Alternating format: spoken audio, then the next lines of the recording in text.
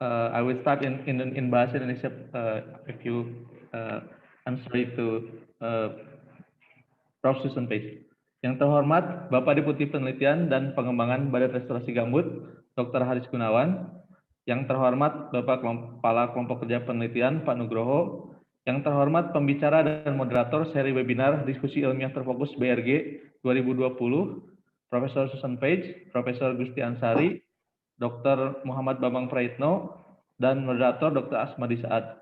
Yang kami hormati hadirin peserta seri webinar Diskusi Ilmiah Terfokus BRG 2020. Assalamualaikum warahmatullahi wabarakatuh, selamat siang, salam sejahtera bagi kita semua. Kami mengucapkan terima kasih dan selamat datang kepada hadirin sekalian dalam acara seri webinar Diskusi Ilmiah Terfokus BRG keempat dengan topik Sains Memahami Sejarah Pembentukan Gambut dan Inovasi Teknologi Pemetaan.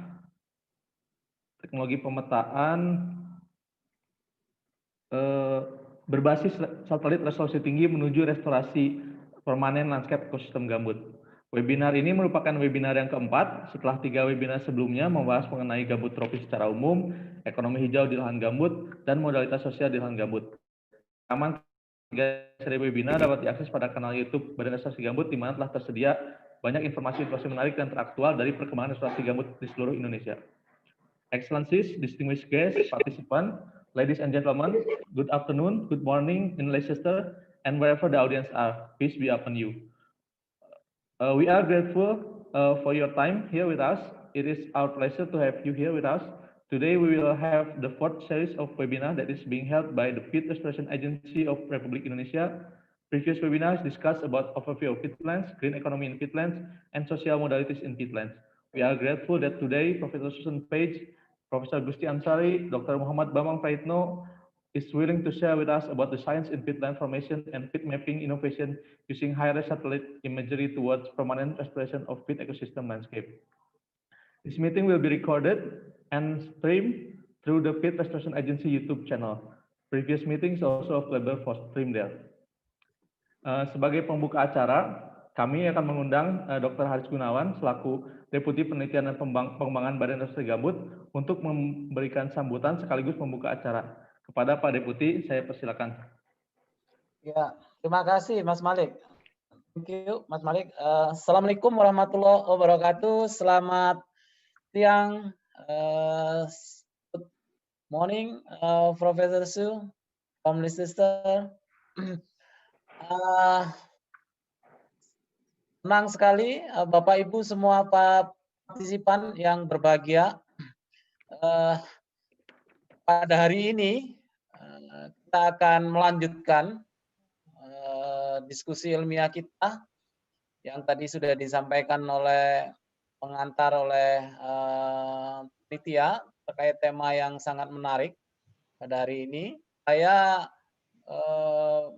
Haris Gunawan, Deputi Penelitian dan Pengembangan, ingin sekali kesempatan yang baik ini untuk kita optimalkan dalam rangka terus melakukan upaya memahami secara utuh kekayaan luar biasa yang dimiliki oleh kita Indonesia, terutama untuk ekosistem gambut tropis dan juga dunia yang mempunyai keunikan-keunikan tipe gambut yang lainnya.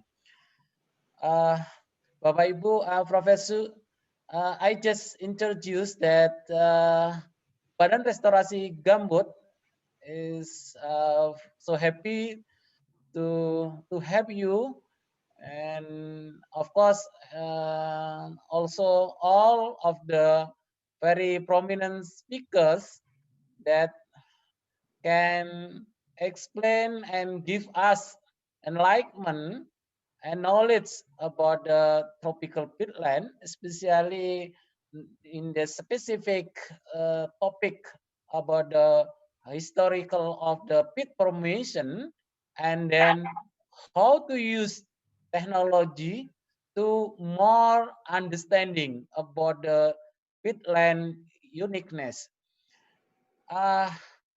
So before we start our program, Badan Restorasi Gambut Republik Indonesia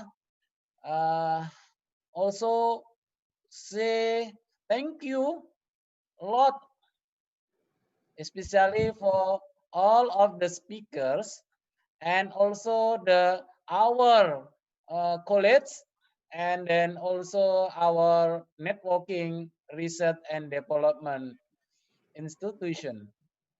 As I mentioned in my opening, that we almost work about the restoration of the peatland ecosystem around the average 5 years, but of course we need to always make update and then make also deep discussion about the peatland in different perspective and different aspect, and then also with different background scientific. So today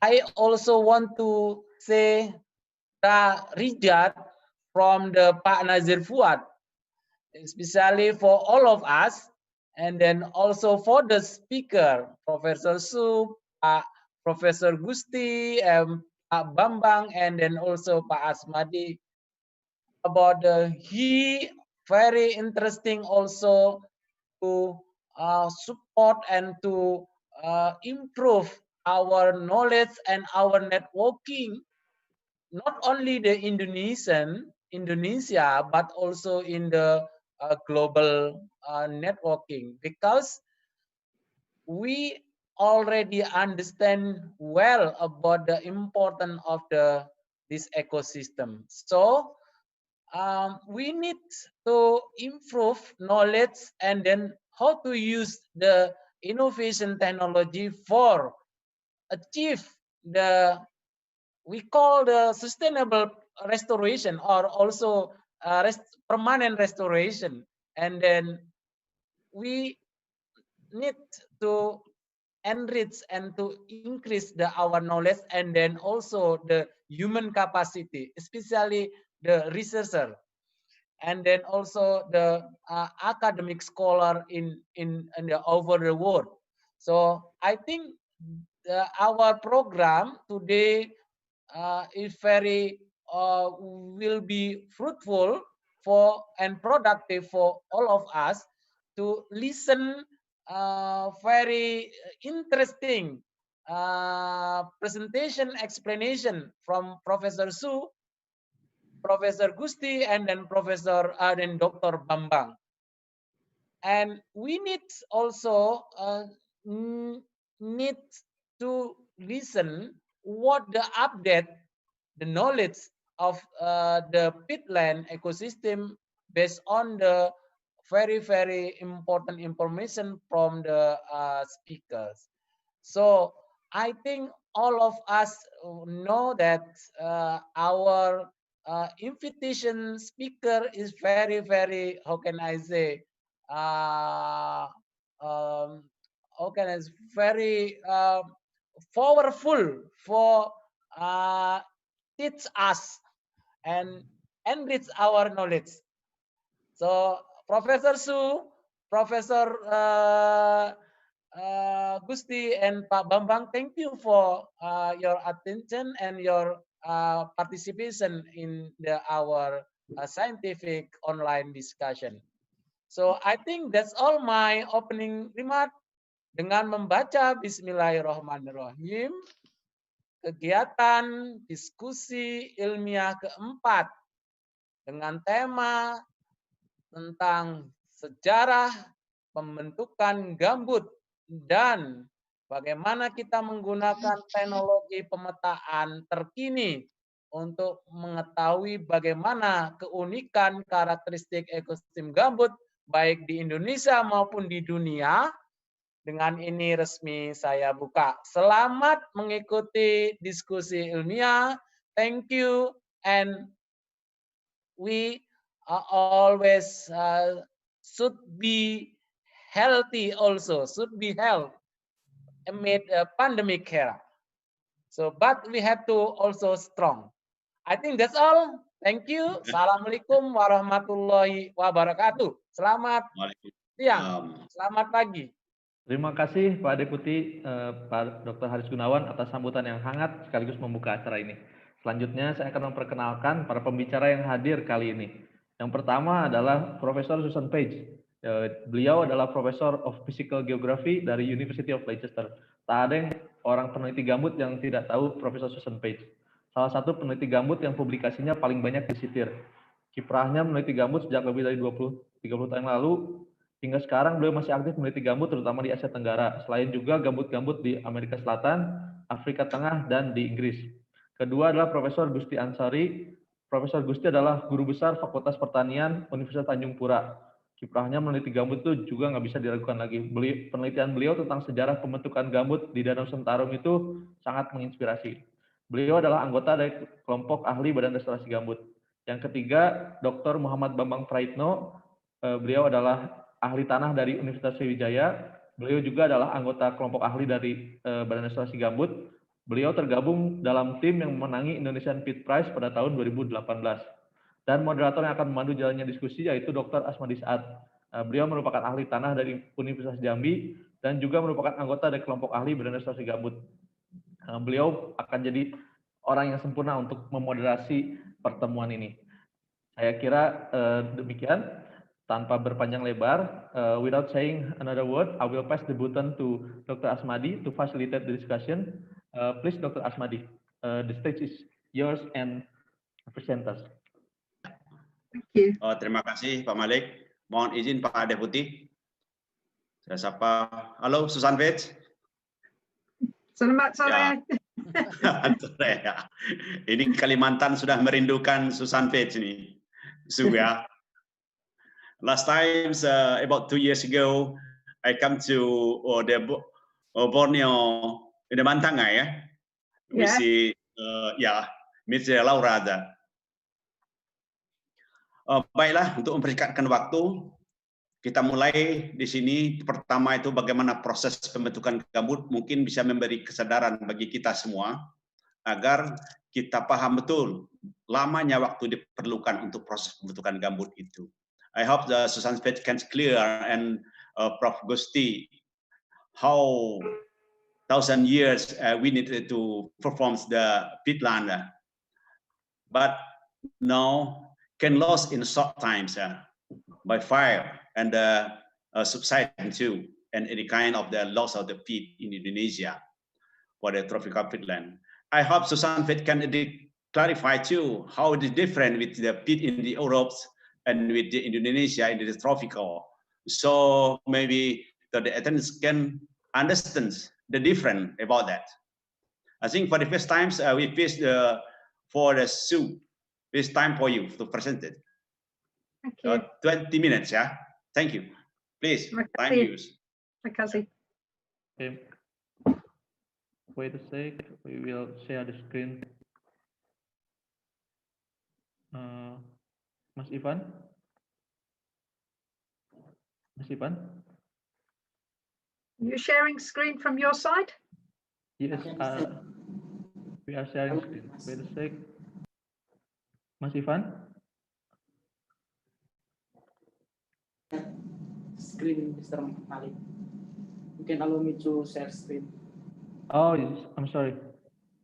Okay, thank you. Yes, now it's allowed.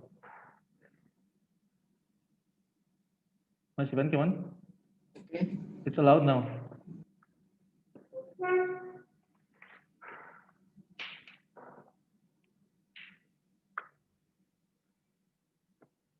Yeah. Perfect. Thank you.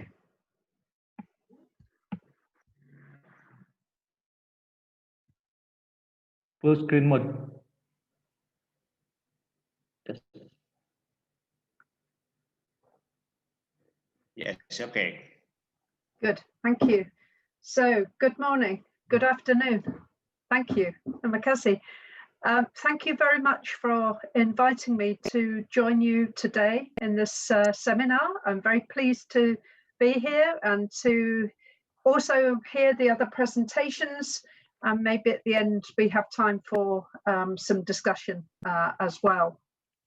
So I wish to first of all acknowledge my colleague Lahira Wichidasa from NUS in Singapore, who has shared some of his materials with me, and together we made this presentation for you today. Thank you. So I'm going to be talking about the development of peatlands and peatland swamp forest vegetation in Southeast Asia. I'm not actually going to say anything about the development of peatlands in other parts of the world, because we only have 20 minutes, so it's quite a short time period to cover this topic. Can we have the next slide?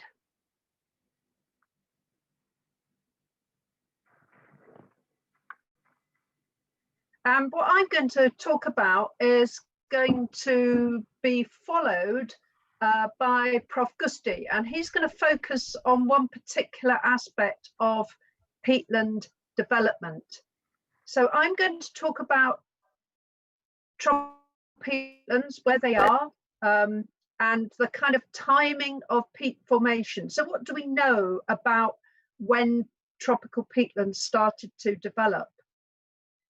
We're going to talk about the locations of different sorts of peatlands in Southeast Asia, and Prof. Gusti is going to talk about peatlands which are formed in old river courses or lake basins.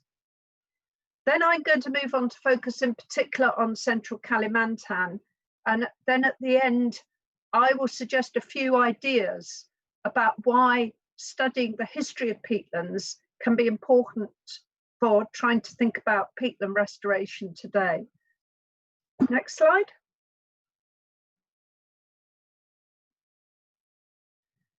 So here's a rough estimate of where peatlands are located around the world, and some indication of how important tropical peatlands are in terms of their carbon stocks. You can see that in terms of the distribution of peatlands, that most peatlands are actually not in the tropics, but they're in the northern hemisphere, stretching across the northern temperate and boreal zones of the world. Those peatlands also have a very interesting developmental history and can tell us a lot about the past climates of the earth, but we're not going to have time to focus on those today. But there are some interesting comparisons that we can make with our tropical peatlands. Next slide.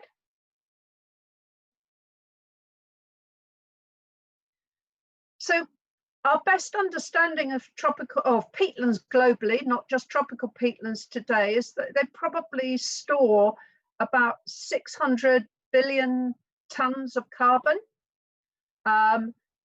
Estimates do vary considerably.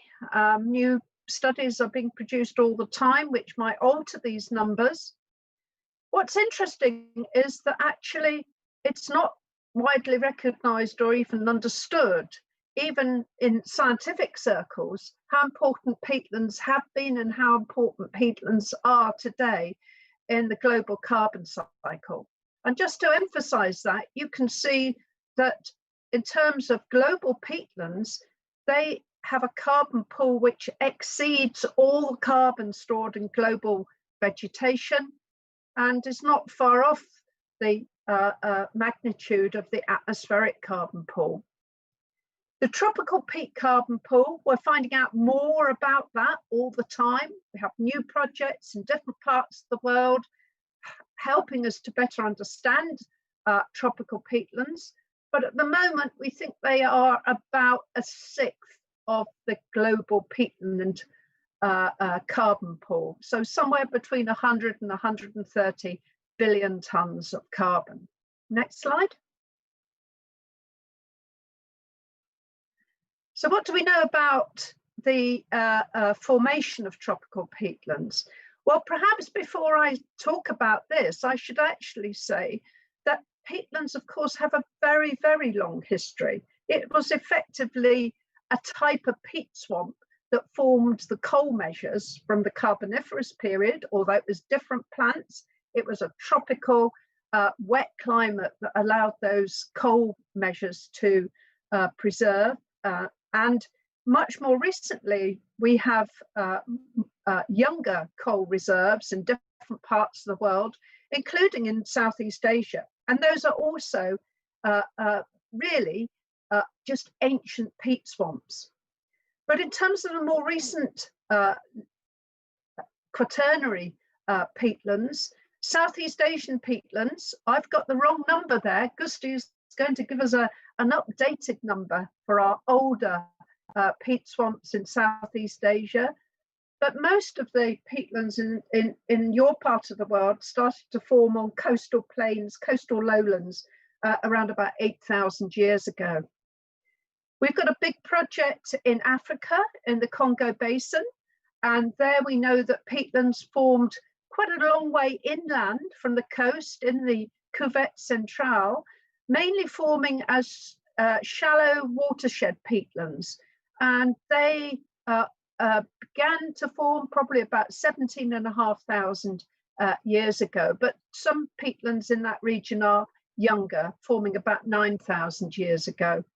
Then we have the Amazon again. A lot of the peatlands there are a long way up the Amazon basin. They're in Peru. And here they're about the same age as most of the peatlands in Southeast Asia. And then we have peatlands also in Central America in the coastal lowlands, most of which seem to date from around about 4,000 years.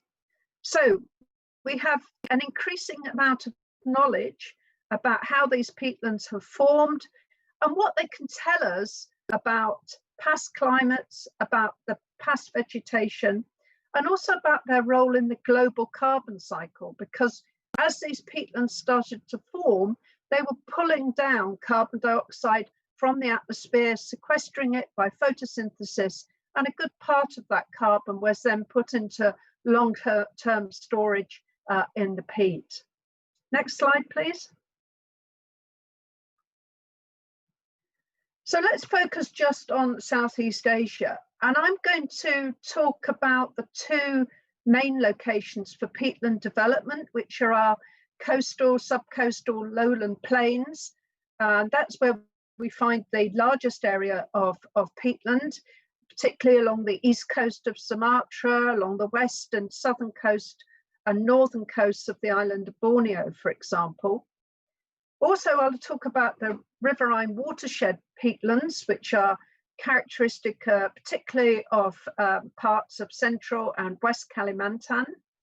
And I'm going to leave Prof. Gusti to tell us a bit more about his exciting new finds from some of the peatlands inland around lake basins in West Kalimantan. Next slide. So in terms of the coastal peat swamps, here's a representation of those peat swamps starting to form. We have here's some images describing what might have happened along the coast of modern day Brunei. So we have coastal mangrove swamps shown there in the deep red, also with sand ridges in the bay of the estuary there, shown in orange. Over time, we start to see under the very wet climate, we start to see the development of peat swamps inland from the mangrove, shown there in dark green. And as that happens, we start to see a build-up of carbon in the peat, ultimately accumulating very deep peat deposits, so that at the end of the sequence there, we see mangrove being restricted now to the coastal fringe with a very large area of peatland behind. Next slide. Can I have the next slide? Lovely, thank you. So these peatlands develop behind mangrove. Probably the peat formation was encouraged by the buildup of toxic sulfides in the mangrove muds that restricted bacterial activity, and it allowed the peat to form, particularly under conditions of high rainfall and restricted drainage in these lowland plains. And of course, as the organic matter accumulated, forest litter, eventually peat, then over time that excluded the saline water, so that these became rainwater dominated systems. Next slide, please. Further inland, we have a rather different mode of formation in these large riverine watersheds, very shallow slopes, very flat landscapes, low. And in these situations, the peat has developed through from freshwater marsh vegetation, and under very high rainfall conditions, we have the succession to peat swamp over time. And this is the typical kind of development of peat swamp that we see in parts of Kalimantan, further inland from the coast. So rather than having marine clays and marine muds underlying the peat, in these situations we have alluvial materials that were deposited a long time ago by the rivers. Next slide, please. So as I say, these are typical along the river valleys inland from our coastal peat swamps. Probably these peatlands initiated due to changes in regional changes brought about by in the regional changes in hydrology brought about by changes in sea level, and also as a result of high rainfall and high effective rainfall at that time. Next slide, please. So here we've tried to give you an indication of the vegetation dynamics through time. And what you can see is that if we understand the paleo record, if we core down into these peatlands, they can give us a really fascinating insight into the history of these landscapes and give us a feel for how the landscape is quite dynamic over time. Even though we may be only looking at 8,000 or 10,000 years, there's a great deal of change has happened in these landscapes as the vegetation has responded to different levels of salinity, initially maybe in mangrove, waterlogging, perhaps flooding. And here we're trying to give an indication of how dynamic these vegetation types actually are. So moving from mangrove to peat swamp, moving from mangrove maybe to freshwater swamp, to diprotodontic forest, and then perhaps in central Kalimantan, we even see the erosion of peat swamp forest, perhaps converting in some inland locations to heath forest, or changing in the other direction depending on the local hydrology. Next slide, please. Some of the most fundamental work that was done on understanding the vegetation of the peat swamps in Southeast Asia was carried out by Anderson back in the 1960s. And here's some of the old maps of the Baram and Balite peatlands overlapping the Sarawak-Brunei border. And we can pick out a range of different vegetation types on the peat surface today. And what we know from the paleo record is that these vegetation types are present there in the peat as well. So if we go to the next slide, we can translate these dynamics in space today into a dynamic in time. So we look at the pollen record, for example, in the peat, and that can show that over time, these peatlands have developed from what Anderson called his mixed swamp forest, through to Alan forest, and right through to these smaller, more stunted forest types through Padang Alang to Padang forest. That's the ultimate expression of the peatlands today on the most highest parts of the dome. But we can see these different forest types also present in the pollen record. So what we see today is a representation of perhaps what has happened in terms of the evolution of these peatlands through time. Next slide, please. And if we want to go even further back in time, what is so fascinating about the Southeast Asian region is, of course, that it has experienced very large changes in sea level.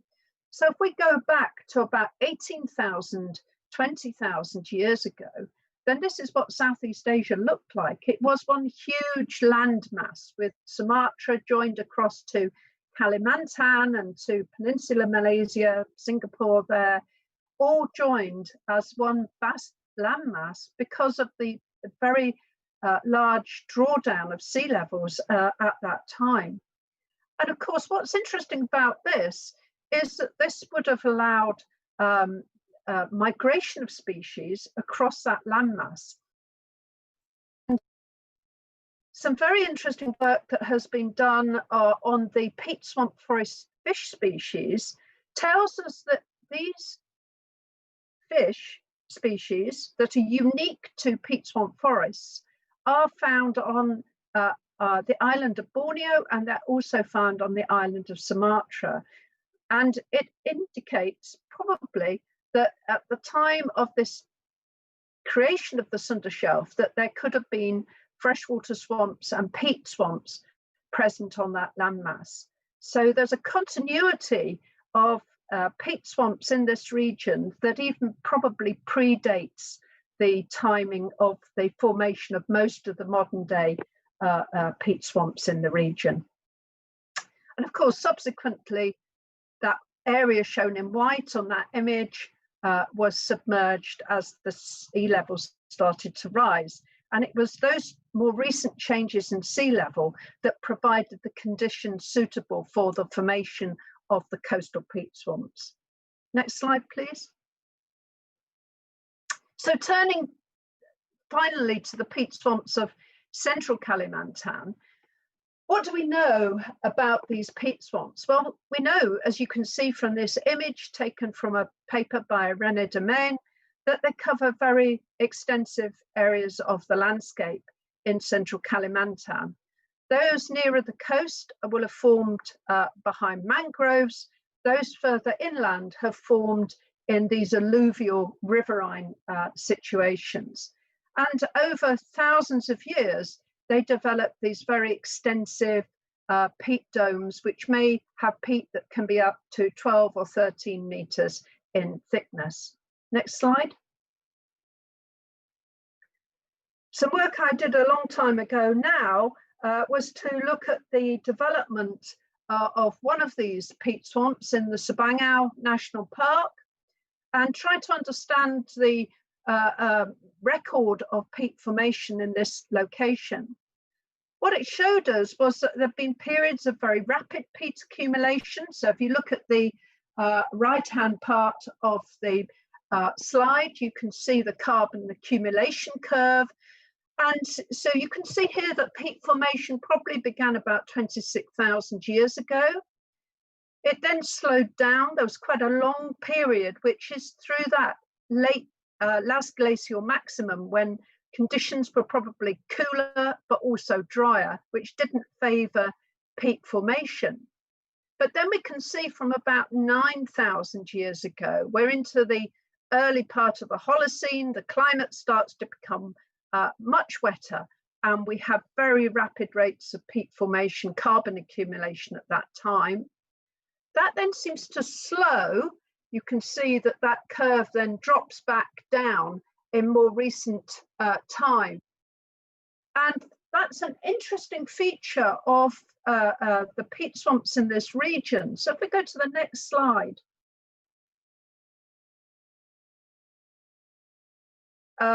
we can see that these reduced rates of peat formation from about 6,000 years ago. Why did that happen in central Kalimantan? Maybe changes in sea level, reduced precipitation, maybe increased seasonality, so that the dry season became more pronounced. So we didn't have a super humid, wet climate all year round. We may have had the development of a dry season for 1 or 2 months in the year. All of those factors seem to have reduced the peat accumulation rate, and interestingly, even led to degradation, loss of peat from the most elevated parts of some of the peat domes. And how do we know that? Well, we know that from radiocarbon dating of peat samples near to the surface, which reveal that we have quite old ages for some locations, not everywhere, but some of the highest points on those peat domes have quite old peat near the surface, which probably indicates that whilst in the past they could accumulate peat under super wet conditions, as the climate started to change, those very most exposed, most elevated parts of the peat dome could no longer retain their peat, and the peat water table started to drop and the peat started to degrade. Next slide, please. And this is what the paper by Domain et al. Is showing us. So it's indicating where we have peat cores that are indicating old peat near the surface. And you can see that these locations are mostly quite a far inland, which is maybe indicating that these are locations that today are experiencing a climate that is no longer suitable for peat accumulation at high elevations in these landscapes. Next slide, please.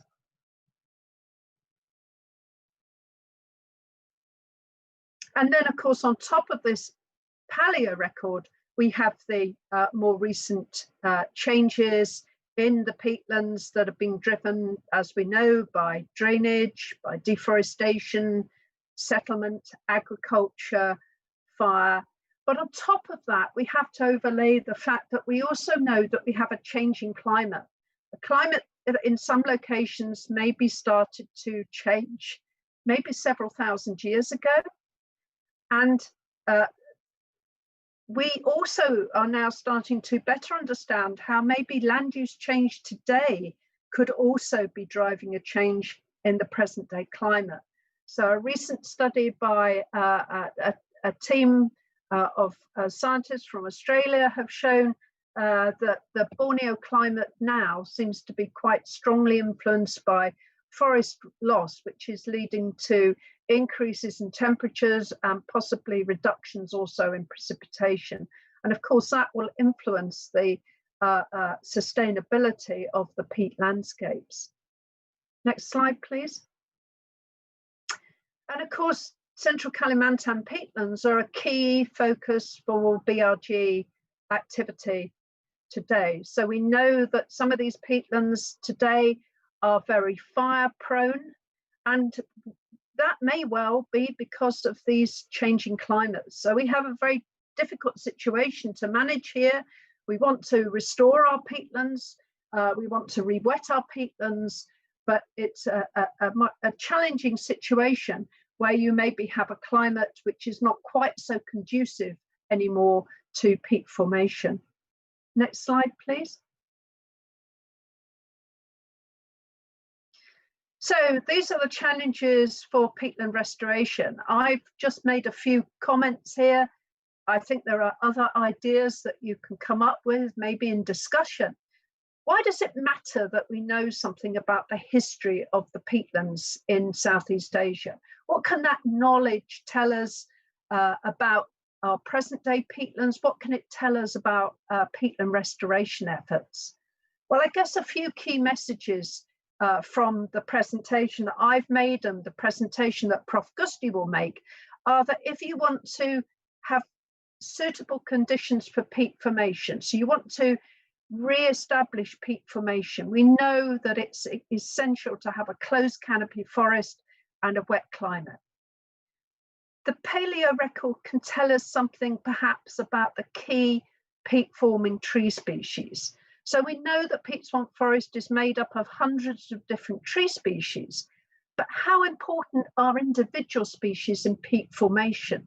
Are there some species which could be the real dominant peat-forming species, bearing in mind that a lot of peat formation is taking place below the peat surface? So we need to know something about root dynamics of these species. How rapidly are they forming roots? What's the chemistry of their roots in terms of their susceptibility to decomposition or to storage over long term within the peat? Some fascinating questions that we can ask about that. The past can also tell us about the vegetation dynamics, and maybe that can also tell us something about indicators of recovery from disturbance. So there's been some interesting studies by Lydia Cole and by Angie Hapsari looking at how peat swamps have recovered from disturbance in the past. Can that give us an indication for how we should be managing our peatlands today? And of course, if we can know something about the controls on peatland formation and degradation, then maybe we can use that information to model future scenarios to better understand how we can restore peatlands, but also how restored peatlands will function at a landscape level. What will be the interaction between our new peatlands and future climate? So some really fascinating ideas that we could follow through there from these paleo studies. Okay, I think that's the end of my presentation. The last slide is just to say, if you have been listening, thank you very much. And I hope that we can come back to discuss some of these questions after we've heard from the other speakers this morning. Thank you. Terima kasih. Terima kasih, Bu Su ya. I conclude about the challenge of peatland restoration. It's most important for us, or Indonesia, how to do now the peatland restoration in Indonesia. I think maybe some attention can set the questions on the chat box we have prepared here, maybe to Susan's page or the others. For the next, I think for Mr. Professor Gusti, are you ready? Pak Gusti? Prof. Gusti. Okay. Just a minute. Okay. Try to go to my slide, yeah. So. The problem. No problem. Yeah, okay. Just a minute.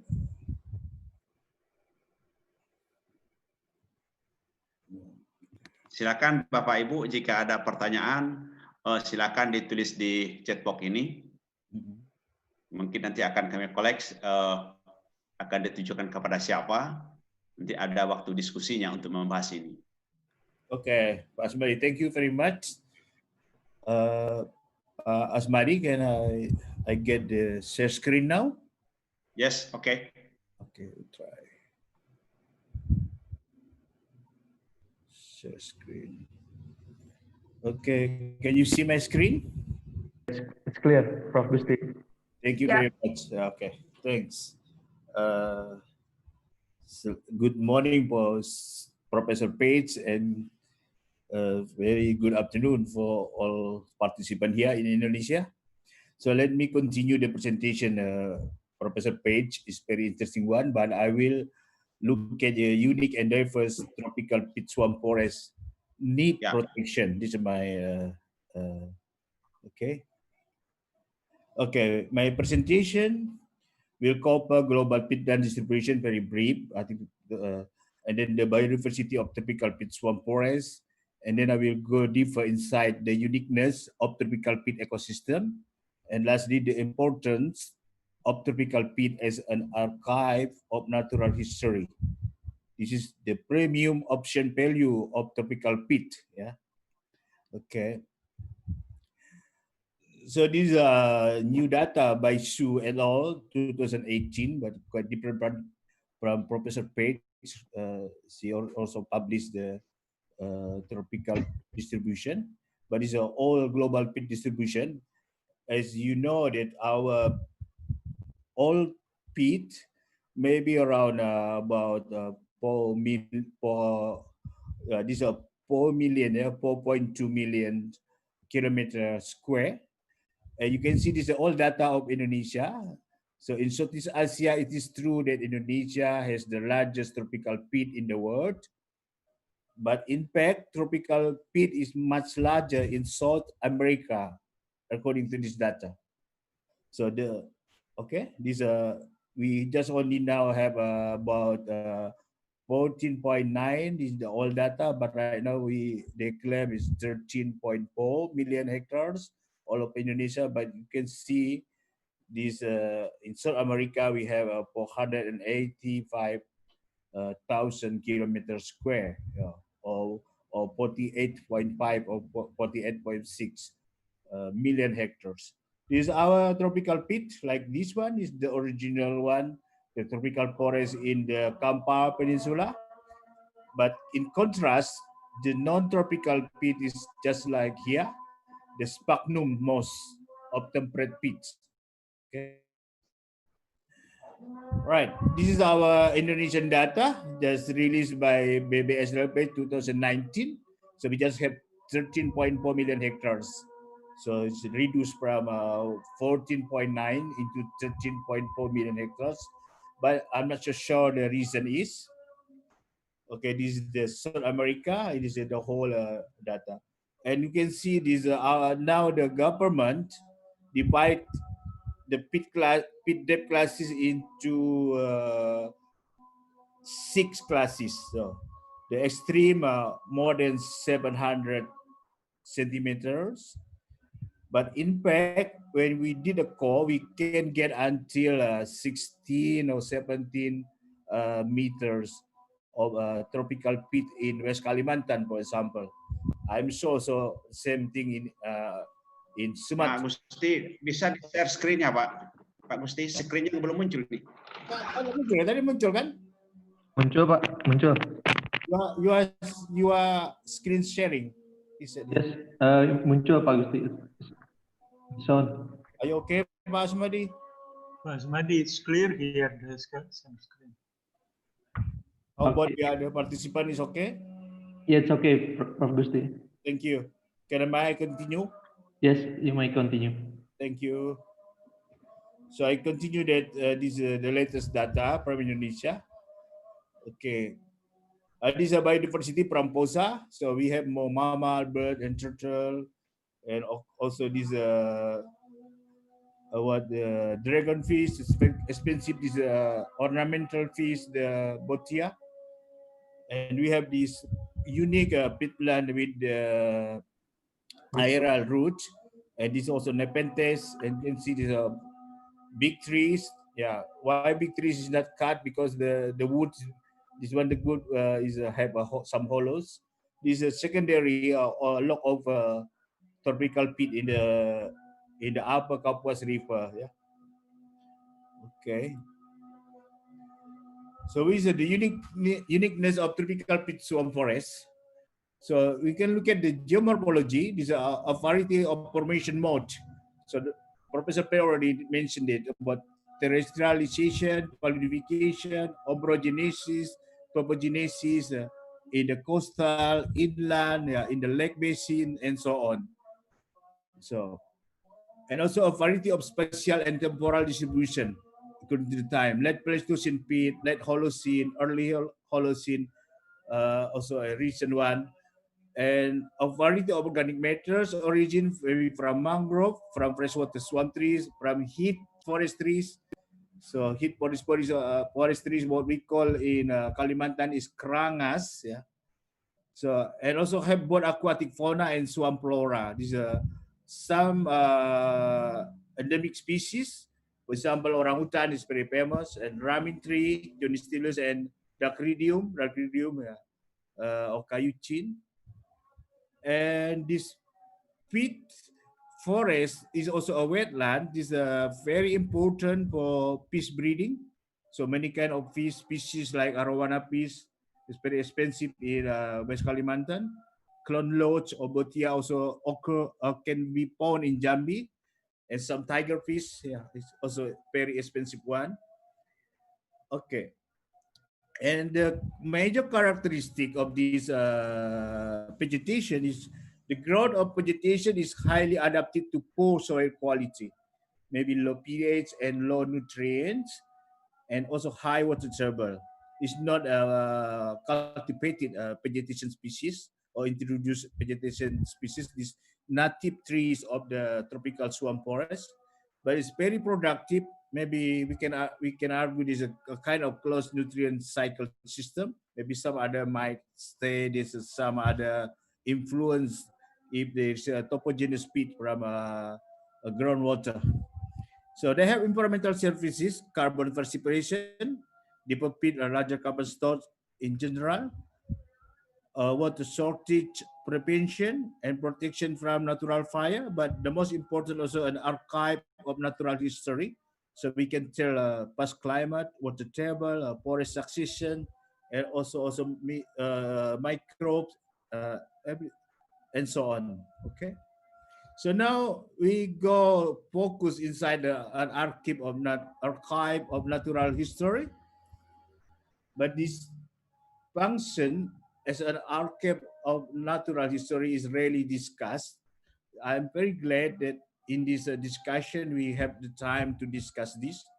So accumulated organic matters, interbrachial peak preserve the history of vegetation succession, dynamic of groundwater level, and also past climate, so that we can reconstruct it. Yeah, looking at the past because the past is the key to the present. Yeah. So this is the first time that my study, my PhD study, published in Paleo 2001, and with Susan Page, Professor Page, we published this one is the uh, Journal of Quaternary Review Science, yeah, in 2004, yeah. So I got the award from the young scientist award for this the first publication at the time, yeah. It's about 20 years ago. Time is flying. So it's kind of a secondary log over Piswam Forest in West Kalimantan. So, okay. This is a two publication, and this is the pollen record.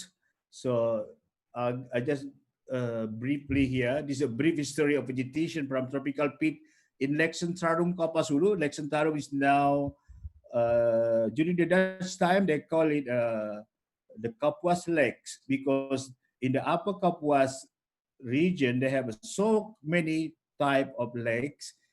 Some now they call it Lake Sentarum, but it is a series of small lake and shallow lake and seasonal lakes, because they would totally dry in dry season. Like when I did the core in 1997, it was fires and the lake is dry, very dry. Yeah. But the lake's commonly dry. Last year I went to the lake also, 2019 is also dry.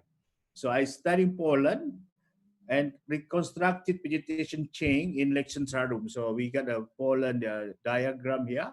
So this peat was formed in late Pleistocene. I think it's older than 30,000 years ago. And the landscape in the late Pleistocene was mostly riverine, according to this Poland data, and then changed into homogeneous peat slowly. Okay, so the detail of this already in the article. So where is the oldest tropical peat? So we have this data. Also, this is from the lections are like Professor Page already mentioned. So like this one, the core A, maybe it's too small, yeah? Just 10 to 11 centimeter, but it's very old. Yeah, about 12,000 years old. So below that, 27 to 28, already almost 28,000. Yeah, this is our cost, but about 150 centimeter, about 32 at 100, yeah, radiocarbon age. So but the other core, 14 to 15, still young, 2065 years old.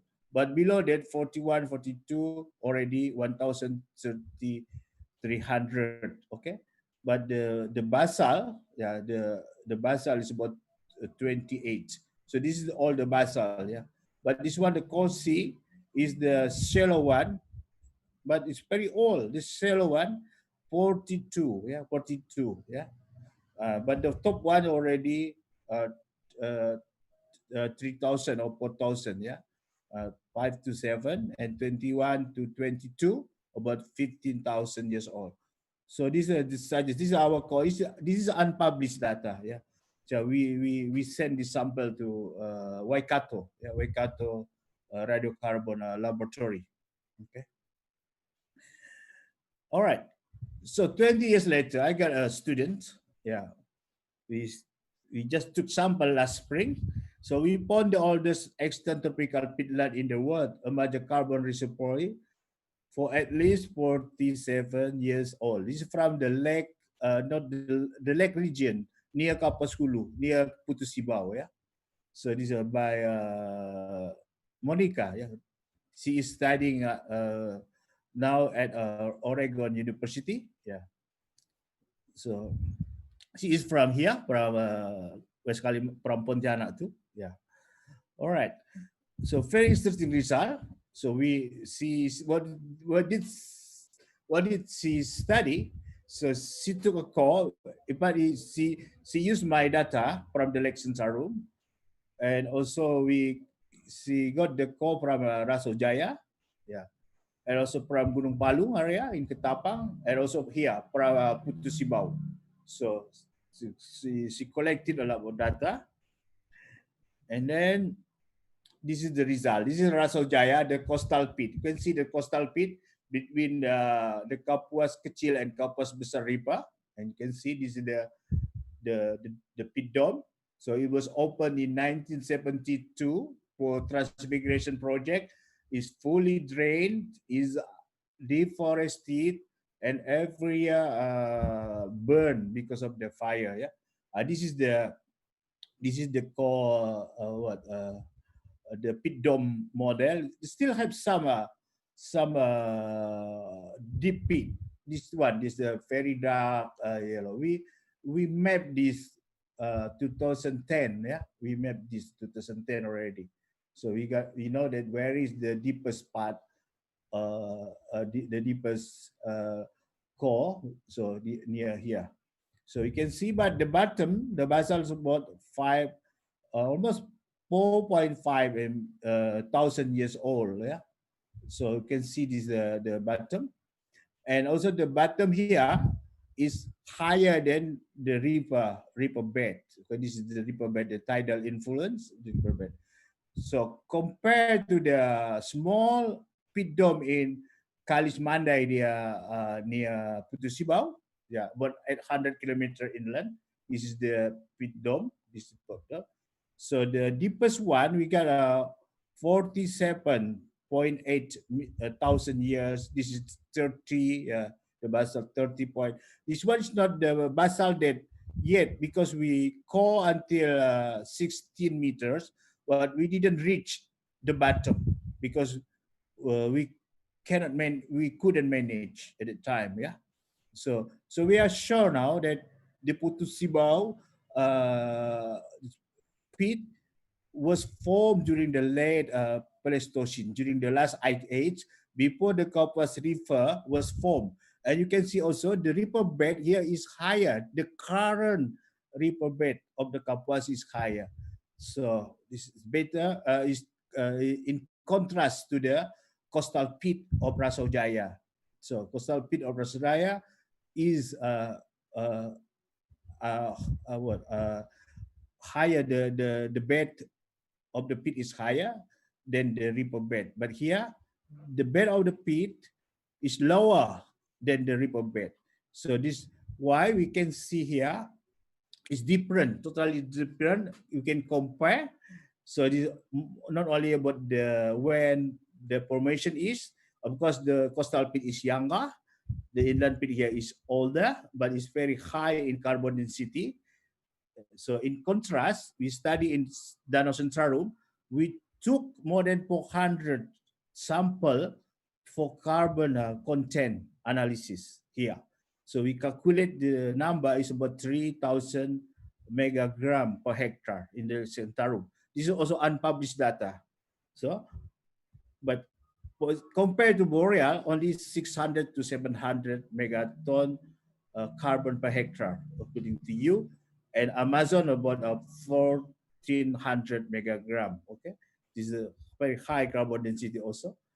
But the coastal pit dome here is very prone to water shortage during the dry season, because in particular it's already drained here.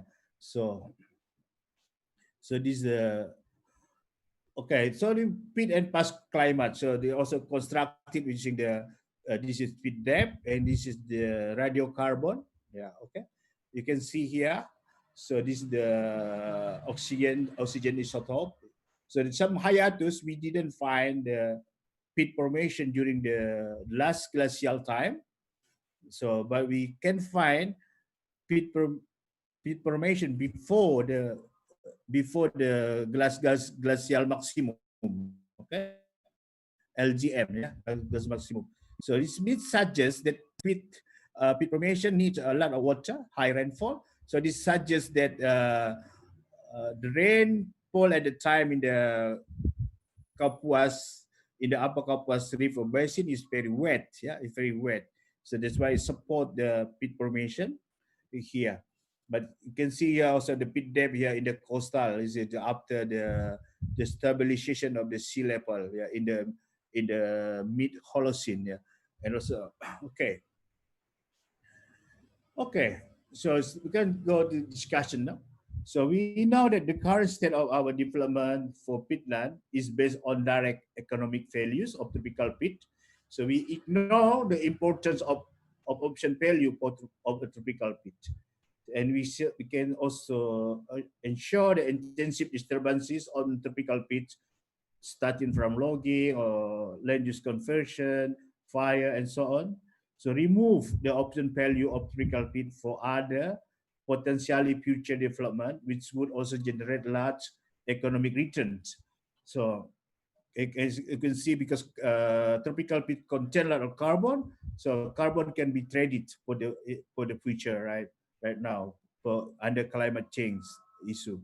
So I think we need to moratorium, yeah. The current moratorium policy on tropical pit forest is a hope for conserving the remaining tropical pit swamp forest, in particular in Indonesia. This policy enhances opportunity for next generation to develop option for pit forest uses, and also restoration of degraded pit, because we have so very large area of degraded pit, so need some support.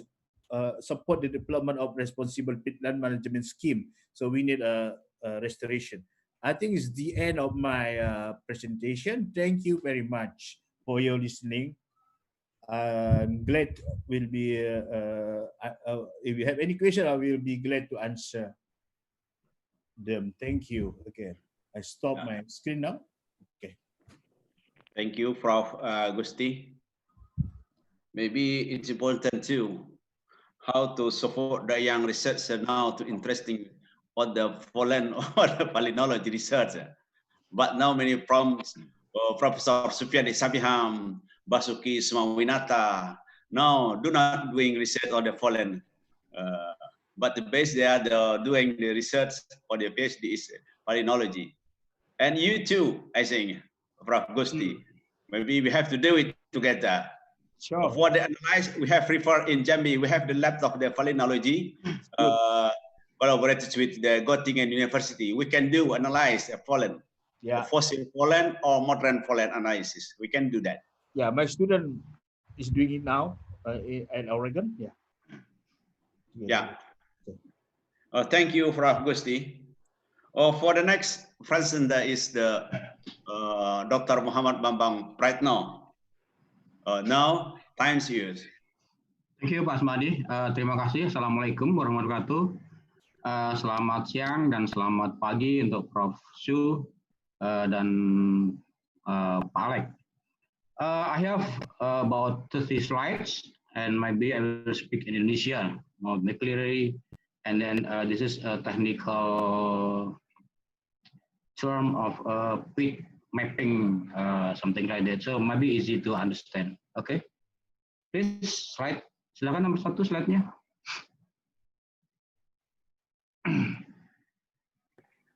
Where is Pak Bambang?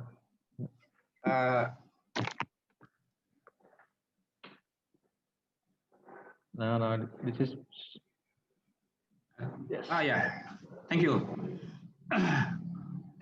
Ini adalah judul umumnya. Silakan aja ke page number 2, I think.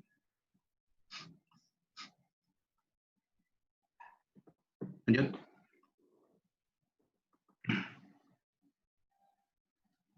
Ya, tadi telah dibicarakan secara mendalam oleh Prof. Su dan Prof. Gambut, Prof. Gusti tentang pembentukan gambut, terutama di umur, jadi kelas analis pollen di sebelah kanan itu. Nah, saya mungkin akan bantu di dalam bagaimana pemetaannya gitu. Jadi ini sangat membantu sekali seandainya para peneliti kita pengen mengetahui dari setiap ketebalan atau kedalaman kita bisa memilih untuk dipadukan dengan umur tadi. Jadi kita sudah bisa mengarrange di mana site yang dalam umurnya berapa, yang rendah ketebalan rendah berapa. Jadi ini sangat membantu sekali sebenarnya sih ke dalam penentuan umur itu sendiri.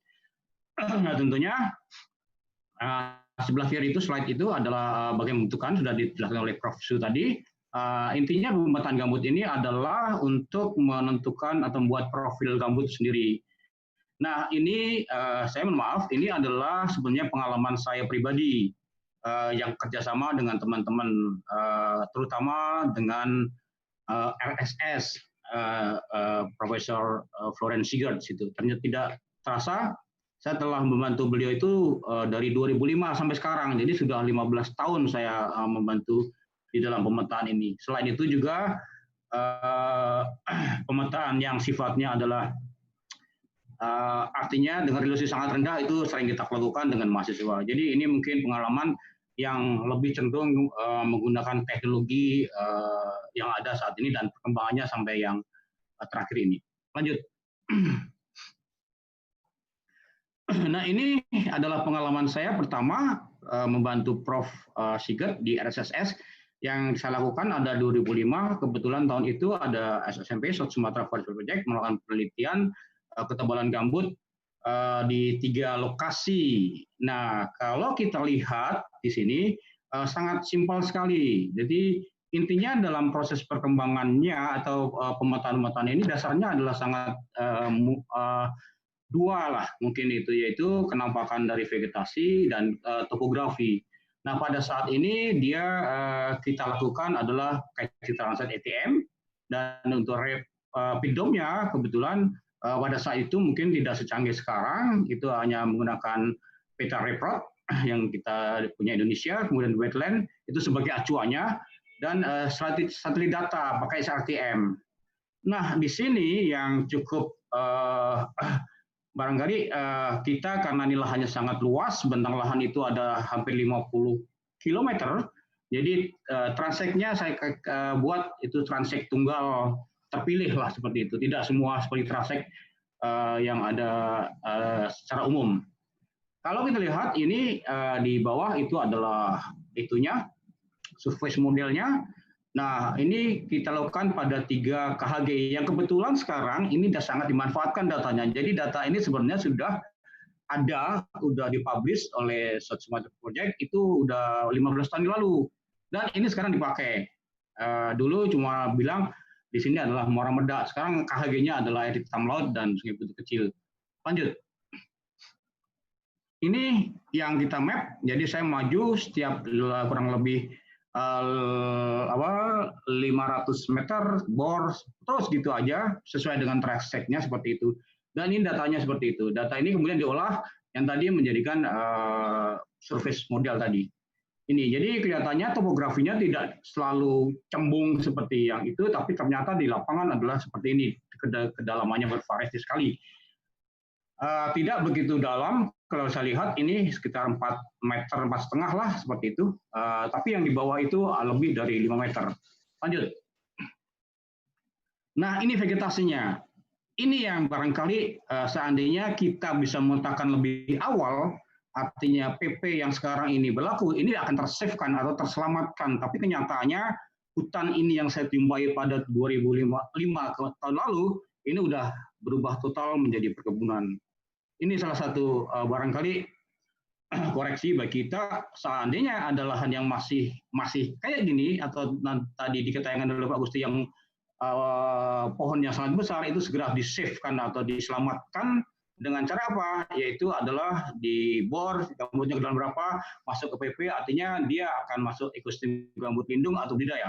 Yang budidaya silahkan diolah, tapi yang lindung ini adalah masuk lindung karena lebih dari rata-rata 4 meter, jadi ini tersafekan atau terselamatkan. Nah ini harusnya seperti itu, tapi udah berlalu, udah keterlanjuran ya, apa boleh buat, sekarang udah berubah total menjadi perkebunan sawit. Lanjut. Ini aktivitas, iya memang salah satu kelemahan, bukan kelemahan kalau saya bilang, kesulitan di lapangan untuk transek seperti itu di hutan besar ada flying camp. Itu nggak bisa nggak. Jadi kita melibatkan banyak orang, inilah kondisinya kalau kita flying camp di tengah hutan. Jadi berbagai risiko kita hadapi di sana. Tapi dengan kecanggihan sekarang kita lihat nanti, itu sangat relatif mudah sekali. Jadi inilah kondisinya, kita flying camp, hampir di lokasi itu kami hampir 1 bulan di lapangan. Ya, tentunya harus semua ready. Artinya kesehatan dijaga, makanan juga dijaga. Kalau nggak ada makanan kita nggak bisa jalan. Kemudian jalan untuk perharinya paling-paling 4 kilo kita bisa maju ke depan dan seterusnya seperti itu. Lanjut. Ini pengalaman saja sama, cara ngeburnya bersama aja, tidak berbeda dengan saat ini. Kami juga menggunakan bor gambut sehingga kedalaman pada saat itu paling tidak 10 meter kita lakukan. Di lapangan seperti itu. Lanjut. Ini lokasi kedua yang saya lakukan. Lokasinya adalah di sekitar di Oki Kayagung di Sungai Lumpur. Ini juga metodenya sama. Dia menggunakan alat bantu refrod, yang kemudian wetland dan Satelit STM. Sangat barangkali kalau sekarang mungkin tidak bisa digunakan lagi. Itu sudah ketinggalan barangkali itu. Itu kemudian lanjut aja. Tetapi di dalam hasilnya adalah ini berbeda pola domnya atau pergerakan kedalamannya itu berbeda sekali. Walaupun itu ada variasi naik turun, tapi ini sangat berbeda dengan yang pertama tadi. Nah ketebalannya kurang lebih juga masuk ke 5 lebih. Jadi kalau di ekosistem gambut ini ada di bagian mungkin dekat sungai adalah dia masuk budidaya. Tetapi yang dalam itu adalah gambut. Artinya ini harus diselamatkan harusnya. Ya, oke. Lanjut. Ini kondisinya sangat tragis sekali. Pada saat itu aja sudah kita susah untuk berjalan. Pada satu ketika kami untuk membuat tenda saja tidak ada batang kita laksanakan untuk membuat tendanya. Jadi kayak inilah kondisinya saat itu. Apalagi sekarang mungkin lah udah berubah total. Ini sudah menjadi perkebunan sawit dan kegiatan lainnya yang ada di lapangan. Lanjut. Sama pada tahun yang itu juga itu kita lakukan adalah di sekitar Pucuk Kayagung itu. Jadi medianya sama sekali, sama betul. Ini akan juga sedikit bervariasi di dalam data yang kita dapatkan. Lanjut. Nah itu kelihatan banyak sekali perbedaan ketebalan. Ini kebetulan data yang saya dapatkan di sini ada sampai 6 meter, tapi di dalam bentang lahan gambut itu ternyata ada juga tanah mineral yang ada di permukaan. Jadi orang lokal bilang talang gitu. Nah ini terdalam adalah 6 meteran, tapi yang terakhir saya 2013 melakukan pengemburan ini yang terdalam sampai 8,5 meter. Jadi barangkali karena mungkin peta tadi kurang sempurna, harusnya sih ada titik-titik lain yang harus diambil. Tapi pada saat itu hanya 2 cross, transek 2 jalur saja. Nah hasilnya kurang lebih seperti ini. Lanjut. Ini kondisi lahannya hampir sama, pada saat itu juga udah hampir habis vegetasinya, tapi barangkali kalau pengen mengetahui kondisi vegetasi apa, dan kemudian umurnya berapa. Nah, itu nanti metodologi yang digunakan oleh Prof. Su dan Prof. Gusti bisa dilakukan. Sebenarnya kapan ini terjadi pembentukannya, dan di Sumsel masih jarang sekali kegiatan ini dilakukan. Jadi kita menggugah peneliti-peneliti lain, silakan yang tertarik untuk S2, S3 untuk melakukan kegiatan ini. Jadi akan bantu kegiatan yang ada terutama di pergambutan di Indonesia. Lanjut. Ini yang cukup sedikit canggih. Ini saya mendapat kepercayaan untuk bantu dari RSS dilakukan di Londrang 2014. Nah, ini metodenya sudah agak canggih. Jadi kanopi itunya dia pakai Sentinel, kemudian untuk topografi dia pakai Terasar Godem. Ya, ini sambil dari laporannya kurang lebih inilah yang dilakukan di kita pada saat untuk melakukan pit mapping di sana. Jadi ini lebih canggih sekali karena kemajuan dengan waktu, dengan kemajuan teknologi, kita gunakan untuk melakukan pit mapping itu sendiri. Dan hasilnya sangat jelas lebih akurat, dan yang terpenting adalah dari segi waktu, biaya, dan tenaga itu jauh lebih berkurang di sana. Itu yang terpenting bagi kita, karena kalau nanti di terakhir, kalau Indonesia itu ada 13 juta sekian, saya tidak tahu kalau pakai metode yang tradisional, atau itu berapa kita akan harus selesai di pit mapping saja. Padahal sementara kita logging tetap jalan, yang sudah terlanjuran juga barangkali sudah perlu harus diselamatkan atau diperbaiki dengan restorasi apapun. Ini adalah sangat penting sebagai salah satu jalan pemetaan yang harus dilakukan barangkali oleh kita semua di dalam membantu pit mapping terutama di setiap KHG. Lanjut. Ini hasilnya, jadi sudah kelihatan kita mendapatkan peta dengan beda warna yang berbeda itu. Nah, beda warna itu adalah mencerminkan potensi atau perakiraan ketebalan gambut yang berbeda. Jadi saya tidak transek, ini cuma satu jalur transek saja kita lakukan. Titiknya cukup tidak banyak, 29 yang wajib.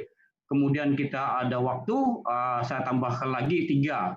Jadi dengan luasan itu sudah diperkirakan bisa titik sampel yang kita ambil itu bisa mencerminkan kondisi ketebalan gambut yang ada di sana. Ini saya lakukan kurang lebih 10 hari sampai 14 hari di lapangan. Jadi ya cukup simpel dibanding kalau transek jalur yang tradisional, saya bilang tradisional karena semua dilakukan baik melintang membujur itu dengan waktu yang sangat lama dan jelas akan berdampak pada kos yang sangat mahal. Oke, lanjut. Kemudian kita balik ke Indonesian Bid Price. Ini barangkali temuan yang upaya Indonesia di dalam melakukan pemetaan yang mungkin intinya adalah untuk percepatan, ya itu. Jadi ini adalah kita diwajibkan untuk menemukan metode yang akurat, kemudian mudah dilakukan, metode dalam juga dengan harga yang sangat-sangat murah. Ini saya ambil dari Indonesian Bid Price.com, ternyata masih ada ininya, informasinya, silakan aja kalau yang tertarik bisa dibaca. Dalam kompetisi itu di Februari diluncurkan ada 44 tim dari 10 negara, jadi ketentuannya ada di sana, harus melibatkan orang Indonesia. Kemudian setelah disaring ada 10 negara, 11 tim. Ini Prof. Su itu adalah salah satu members of board-nya. Jadi beliau adalah panelisnya untuk menentukan itu. Di Bengkalis itu pada bulan itu, dan dari 11 finalis, saya sendiri adalah salah satunya. Nanti ada lihat bahwa ini sangat simpel sekali dan saya melaksanakan secara sendiri dalam satu tim. Saya dibantu ada satu mahasiswa dan tenaga lokal. Jadi sangat-sangat simpel sekali yang metode ini kita lakukan. Kemudian lokasinya yang kedua setelah ada pemenang pada lanjutannya itu hanya 5 dan di pengumuman terakhir adalah di Februari cuma satu tim yang menang. Lanjut. Pada hal ini saya akan bicara pada pemanfaatan teknologi yang grup kami. Jadi mohon maaf saya tidak akan menyinggung grup lain karena dengan 11 grup itu ada 11 metode pendekatan yang bervariasi sangat tinggi sekali, dengan metode yang masing-masing pasti beliau setiap tim adalah confident dengan metodenya. Nah, ini akan saya bicara pada tim saya sendiri, saya tidak akan menyinggung yang lainnya. Nah, intinya bahwa metode yang kami lakukan itu adalah kita mengetahui bahwa struktur vegetasinya apa, kemudian tubuh freedom tadi, kemudian yang terpenting di sini adalah ground check, field data. Field data sebagai correction di situ untuk mengetahui apakah dengan keduanya tadi dimasukkan dan hasil dari perakiraan data itu benar tidak. Nah, field data ini adalah harus betul-betul dilakukan, artinya kita melakukan pada GPS titik site yang benar dan harus menemukan pada aluvial sampai aluvial atau substratum. Nah, disitulah field data sangat penting untuk membantu keabsahan, keakuratan di dalam pemetaan itu sendiri. Lanjut. Ini kurang lebih yang kita lakukan. Dia vegetasinya pakai Lanskap, bisa kita pakai Sentinel. Kebetulan itu ada cukup free, dananya tidak begitu ini. Kemudian untuk topografi kita hampir sama dengan di Londrang tadi, pakai Terasar, Tandem Egg, kemudian dibantu dengan WordM. Dan itu akhirnya kita menghasilkan yang itu, sebenarnya yang kedua itu yang kita pakai. LIDAR kita tidak pakai, tetapi kita punya asumsi bahwa dengan LIDAR itu sangat tinggi, nanti ada berpengaruh ke cost yang akan disediakan untuk pemetaan sendiri. Jadi kita ngambil yang pakai Terasar sama WordM DTM itu sendiri. Lanjut.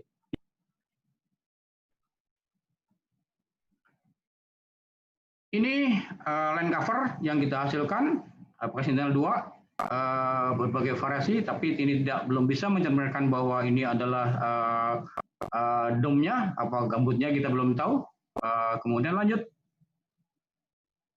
Nah, ini setelah kita ada dua potensinya ke DSM dari DTM. Yang kita pakai adalah yang DTM kebetulan untuk acuan ke lapangan, dan kebetulan yang ke lapangan adalah saya sendiri. Jadi DTM yang kita pakai untuk field ground check atau ya. Lanjut. Dari hasil itu ini sebenarnya yang kedua, yang udah grand final itu adalah di tempat opening. Dari hasil itu maka kita dapatkan kurang lebih titik hijau itu adalah site-nya. Ya. Ini saya ambil dari report. Nah, bulatan yang besar kecil itu sebenarnya adalah dari ketebalannya. Jadi tidak semua kita harus transect.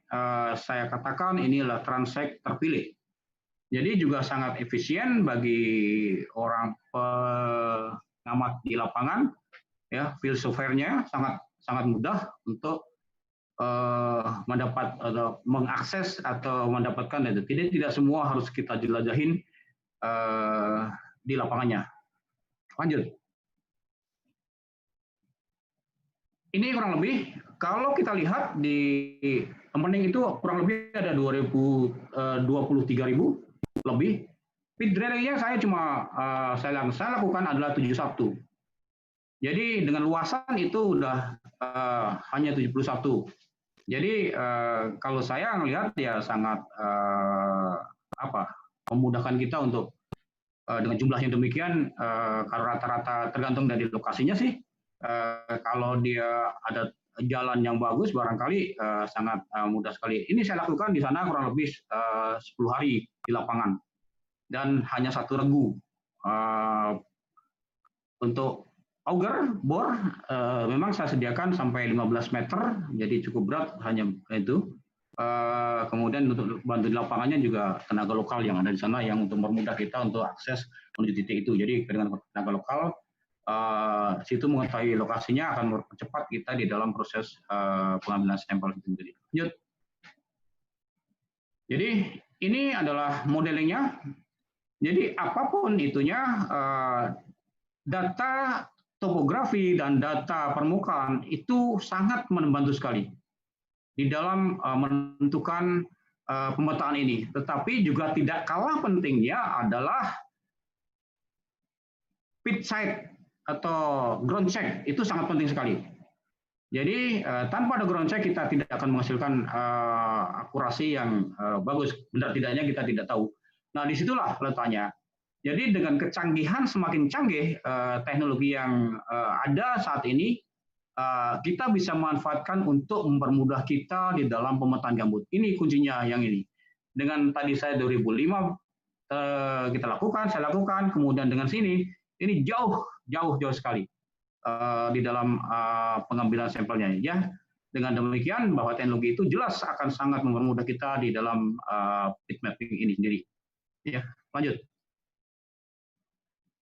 Ini sekali lagi perakiraan dana yang diperlukan untuk pemetaan. Jadi kalau kita yang resolusinya sangat rendah, low, cukup yang ambil dari free tadi, kemudian perakiraan dananya kurang lebih $0.3 sampai $1. Tapi dengan medium yang kita lakukan kemarin adalah medium, sekitar kurang lebih $0.5 sampai $1,2 per hektarnya. Nah, semakin banyak teknologi dipakai, karena kita ditambah, kalau di high itu adalah plural lidar, maka juga akan menambah cost yang kita perlukan. Nah, artinya di dalam hal ini barangkali peneliti atau kita semua tinggal memilih mana ketersediaan dana yang kita sediakan dan keperluannya. Jadi tidak semuanya harus pakai yang high atau yang very high, tetapi intinya dalam pemetaan itu tujuan untuk apa? Kalau hanya tujuan untuk restorasi, saya kira di tingkat medium sudah cukup. Tetapi barangkali kalau Bapak Ibu sekalian penelitian untuk yang lebih dalam lagi untuk perkebunan, pertanian, barangkali yang kita ambil yang high atau very high. Jadi ini sangat tergantung dari ketersediaan dana dan terutama di tujuan apa yang harus kita lakukan di sana. Ya, itu yang intinya ke sana. Oke, lanjut. Ini pada fase pertama hampir sama, cuma ini harusnya di final, jadi ini dulu harusnya, tapi tidak apa-apa.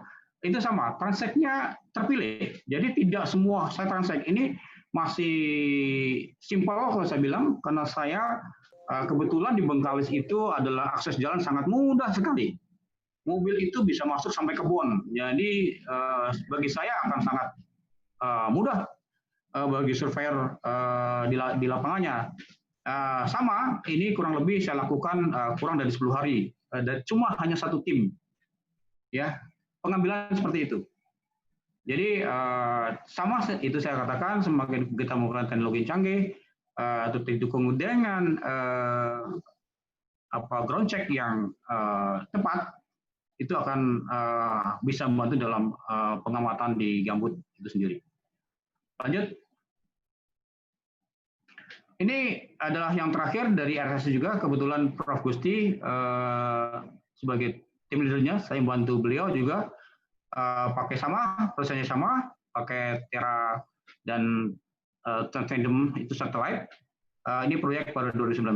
Dan dari 16 KHG ada 500.000 hektar, drillingnya kurang lebih hanya 300 sekian.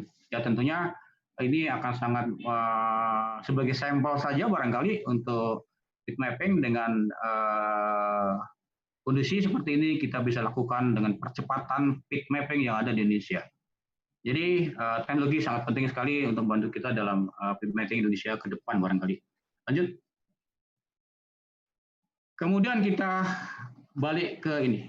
Kalau kita lihat gambut di Indonesia 2011 itu dari ini saya ambil dari Balai Besar, itu ada 14 juta dengan skala 250.000 atau indikatif.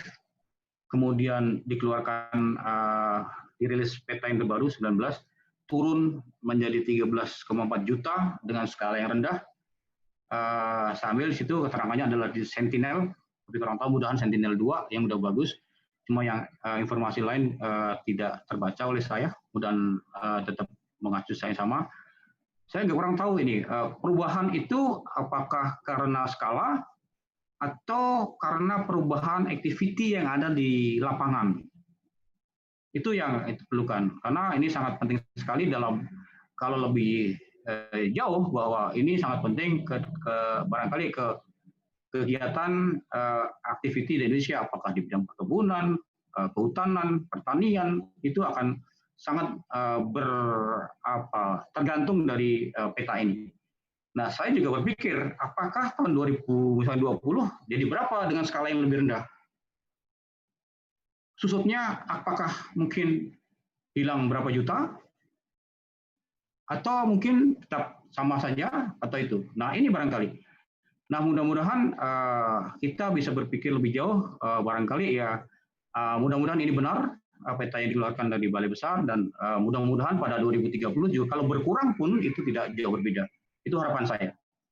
Kemudian kalau kita lihat bahwa KLHK merilis bahwa kita ada 865 KHG dengan luasan ada 24 juta. Nah, pertanyaan bagi saya adalah kalau itu benar-benar ada, saya nggak tahu apakah KHG-nya sudah benar, apa mungkin bisa bertambah barangkali dengan batas yang ada, atau mungkin berkurang. Maksud saya apakah yang menjadi pertanyaan sekarang adalah sudah seberapa KHG yang sudah dipetakan dengan skala barangkali 1/50 dengan yang metode yang benar-benar bisa dipakai, artinya real fit map-nya itu betul-betul dapat dipertanggungjawabkan. Ini menjadi tugas kita bersama kalau pertanyaan di saya. Jadi mudah-mudahan ke depan akan ada progres yang lebih cepat barangkali dalam pemetaan gambut sendiri. Lanjut.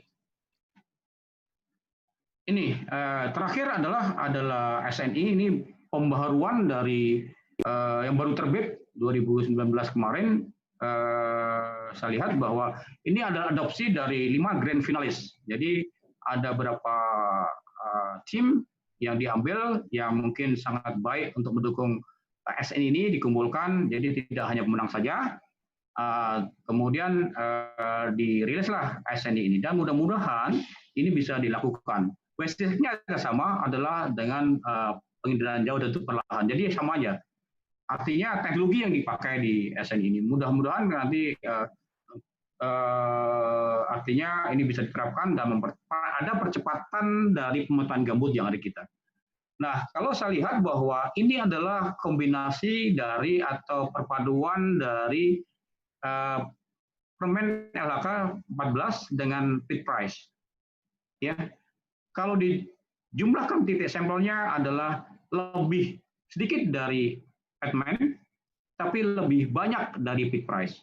Jadi mungkin ini win-win solution, dan saya secara pribadi dan institusi juga mengharapkan ini yang barangkali salah satu cara terbaik sementara tahun di Indonesia harus kita laksanakan, ya, untuk mendukung apa dalam pengelolaan gambut secara baik, benar, dan berkelanjutan.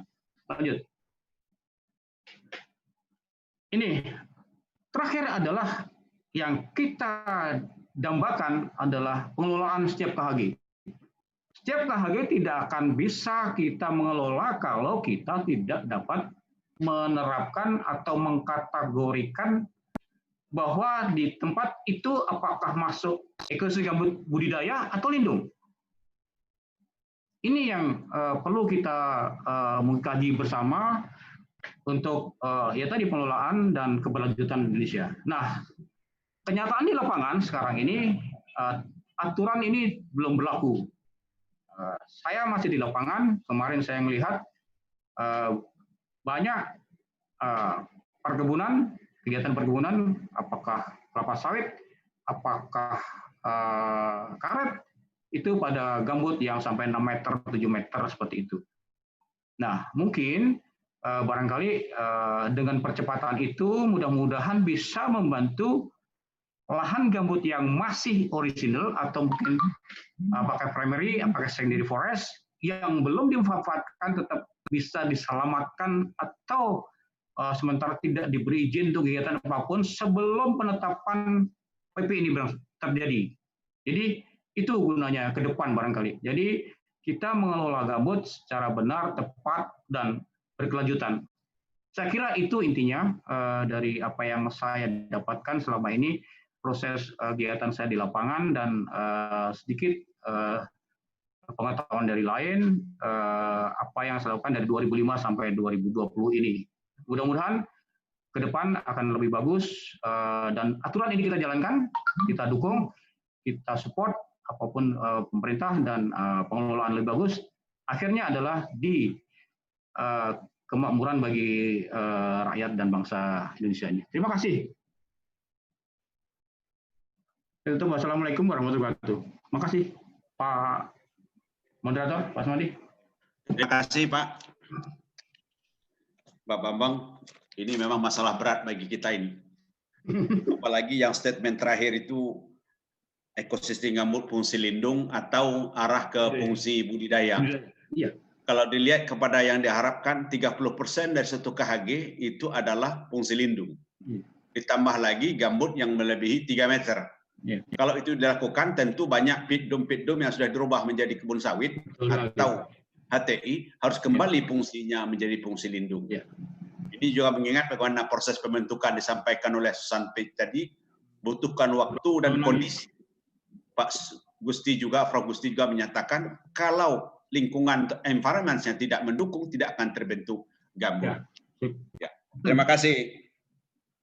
For the next, every presenter can give comments to the other presenter. Yeah.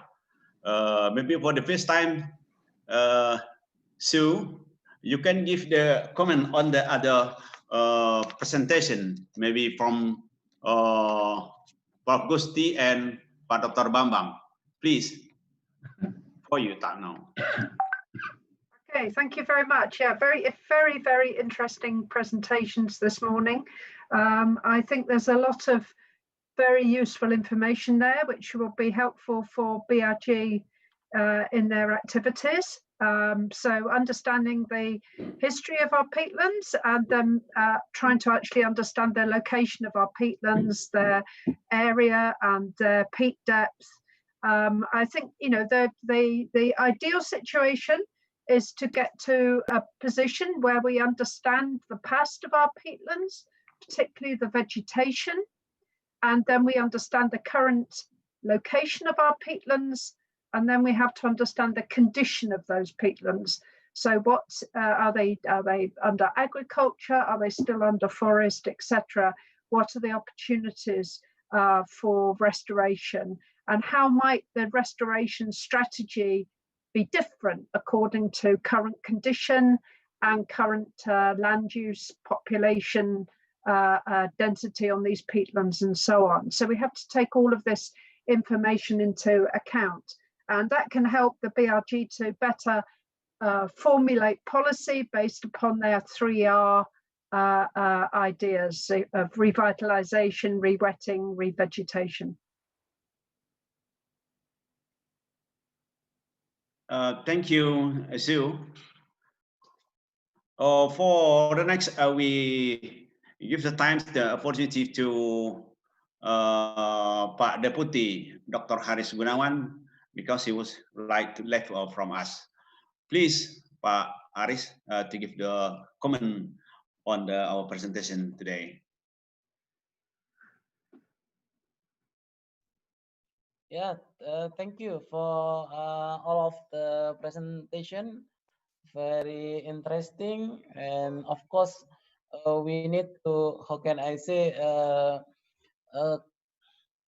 to continue our discussion and about how to use this knowledge and of course the technology to I think all of you know, especially Professor and Pak Gusti and Pak Bambang, that BRG should be accelerated the restoration in whole of the landscape, and then also how do we restore the hydrological function. That I think the presentation from all the speaker useful for us to also to include this information for the of course for the planning and then for the implementation and for the research and development. I think we need use this real knowledge and technology to make how can I say the model. I just how can I say like a make like a have a dream. We have selects based on our networking, based on the mapping, based on the knowledge and the others information, and then we classify and based on the very uniqueness pit and then of course based on the other information and then to make as Professor Su said that how to make a deal and ideal formulation for the real restoration or I mean then permanent restoration and then so of course we how can I say these activities it takes time but is guided is guided from the scientific base and then this is the how can I say like the global networking to make a real in one KHG or in the one in the some landscape scale as like based on the Professor Su presentation we have especially I think we have might be three type of the pit like in the coastal inland and then one other pit like the in island. So if we have three a model for the our networking idea and then activities based on the scientific guidance, I think this is good for the young generation to know that knowledge and then innovation and then technology will be make us solve the real problem of the tropical peatland, especially in Indonesia, and then will be make inspiration from the other tropical country that they have also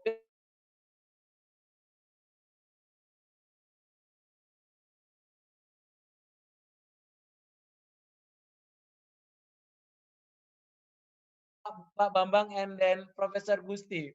We hope we can continue our discussion and then or of course the support for the political policy that restoration should be continue without a limited time because we need to how can I say good manage for the future of the peatland, tropical peatland that Professor Su already mentioned the very how can I say rich knowledge and rich function. I think that's all, Pak Asmadi. My comment, and then I also want to apologize that I cannot continue. I think that this is the short time. I want to move to the other meeting, and then hopefully I will be back soon. So thank you for all of the presenter, speaker, and then all of the participants. Thank you, Pak Asmadi. Ya, ya. Terima kasih Pak Deputi. Thank you very much for your comment. The next times for Professor Gusti to give the comment for the presentation on the from Prof. Su, and maybe some you have any experience on the peatlands mapping on the Dr. Bambang presentation. Please, Pak Gusti. Thank you, Pak Asmadi. So very interesting this presentation today, Prof. Su and Pak Bambang. Of course, our method is not perfect. Okay, so the method of using the SRTM maybe is good for some location, not so good in other location because of the variety of peatland formation. Yeah, in this case, yeah. So, but at least we have the method, so we know the how much the accurate, how accurate the map we would like to have. I think it's more important. But if you have a small scale area like concession, I think the concession can do it manually. I think it's much better. I think to do it manually if they have just maybe 3,000, 5,000, or even 10,000 hectares. If large scale like all over Indonesia, maybe the government need also to improve the map. Yeah, and then we need also to improve our current policy about the peatland uses. Yeah, I suggest like that we need to protect the remaining all peatland forests, whether there is on the shallow or on the deep pit. So I think it's very important because all our peatland forest now is the majority of our peatland forest is disturbed. So important to maintain the what rest the remaining, yeah, the forest, I think, because there is also so difficult to judge whether the opening of the shallow pit would be sustainable. Like in my presentation, it depends.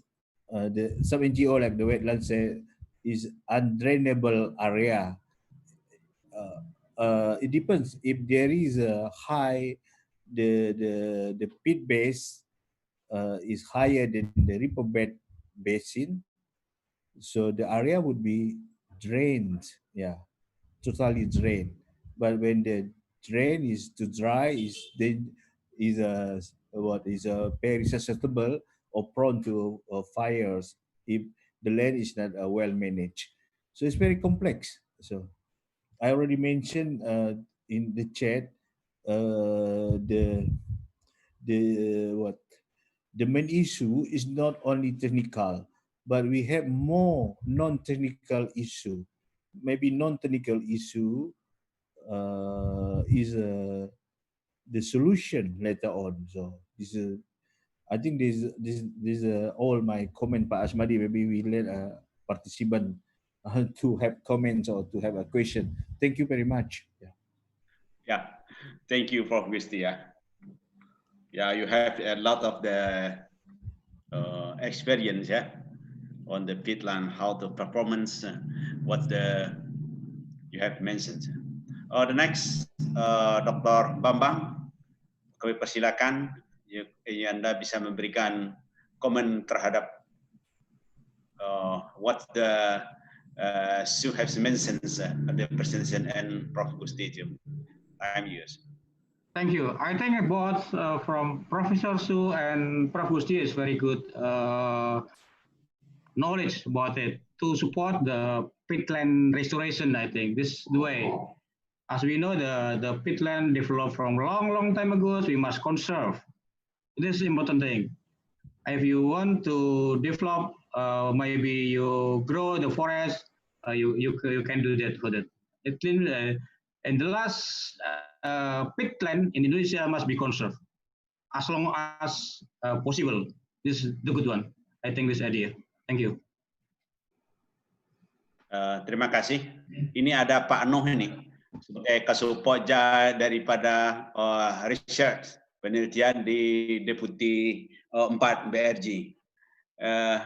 I think Pak Noh Nugroho can give some the what we have to do on the research on the peatland and what's the next we have to do or implemented research or research on the peatland in Indonesia. I think. Silakan Pak Nugroho mungkin bisa memberikan ini untuk riset ke depan ya dari riset-riset yang dilakukan ini. Silakan Pak Nugroho. Masih mute Pak Nuh. Pak Nuh masih mute. Diaktifkan mic-nya.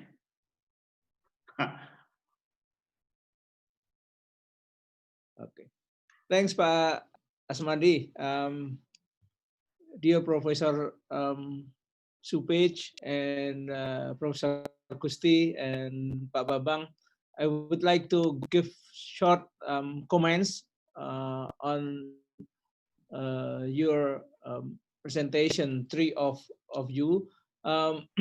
In terms of peatland research, and we are going to connect to the policy of peatland management.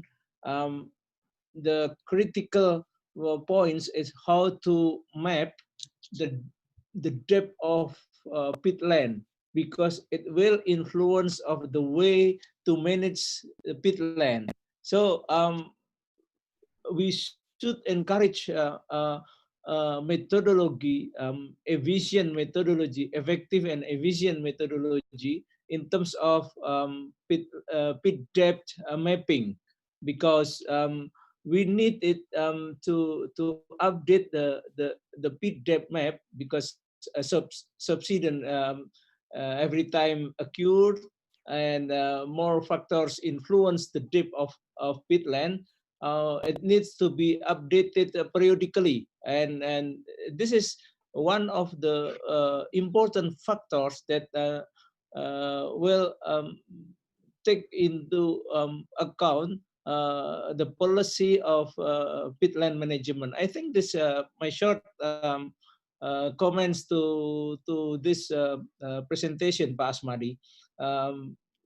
We after that we can create more research and in terms of management of peatland, but the depth of peatland is very critical, and we need to map periodically with new method, or we need to encourage improvement method of that. Thank you very much. Ya, terima kasih Pak Nuh. Ya, Prof. Su, Prof. Gusti, dan Pak Bambang. Di sini kita mendapatkan banyak sekali pertanyaan ini yang terekord di kami lewat chat box ini, dan juga di pertanyaannya agak berat-berat kalau menurut saya, mungkin harus dijawab oleh masing-masing ya. Mungkin bisa direkod masing-masing dari pertanyaannya. Prof. Su, you can choose what's the selected what the questions destined for you. Okay, thank you very much. Yes, there's some interesting questions that have appeared in the chat. I'm just writing, but if I don't answer your question, please email me. Okay, I'm just going to put my email. Oh, please email.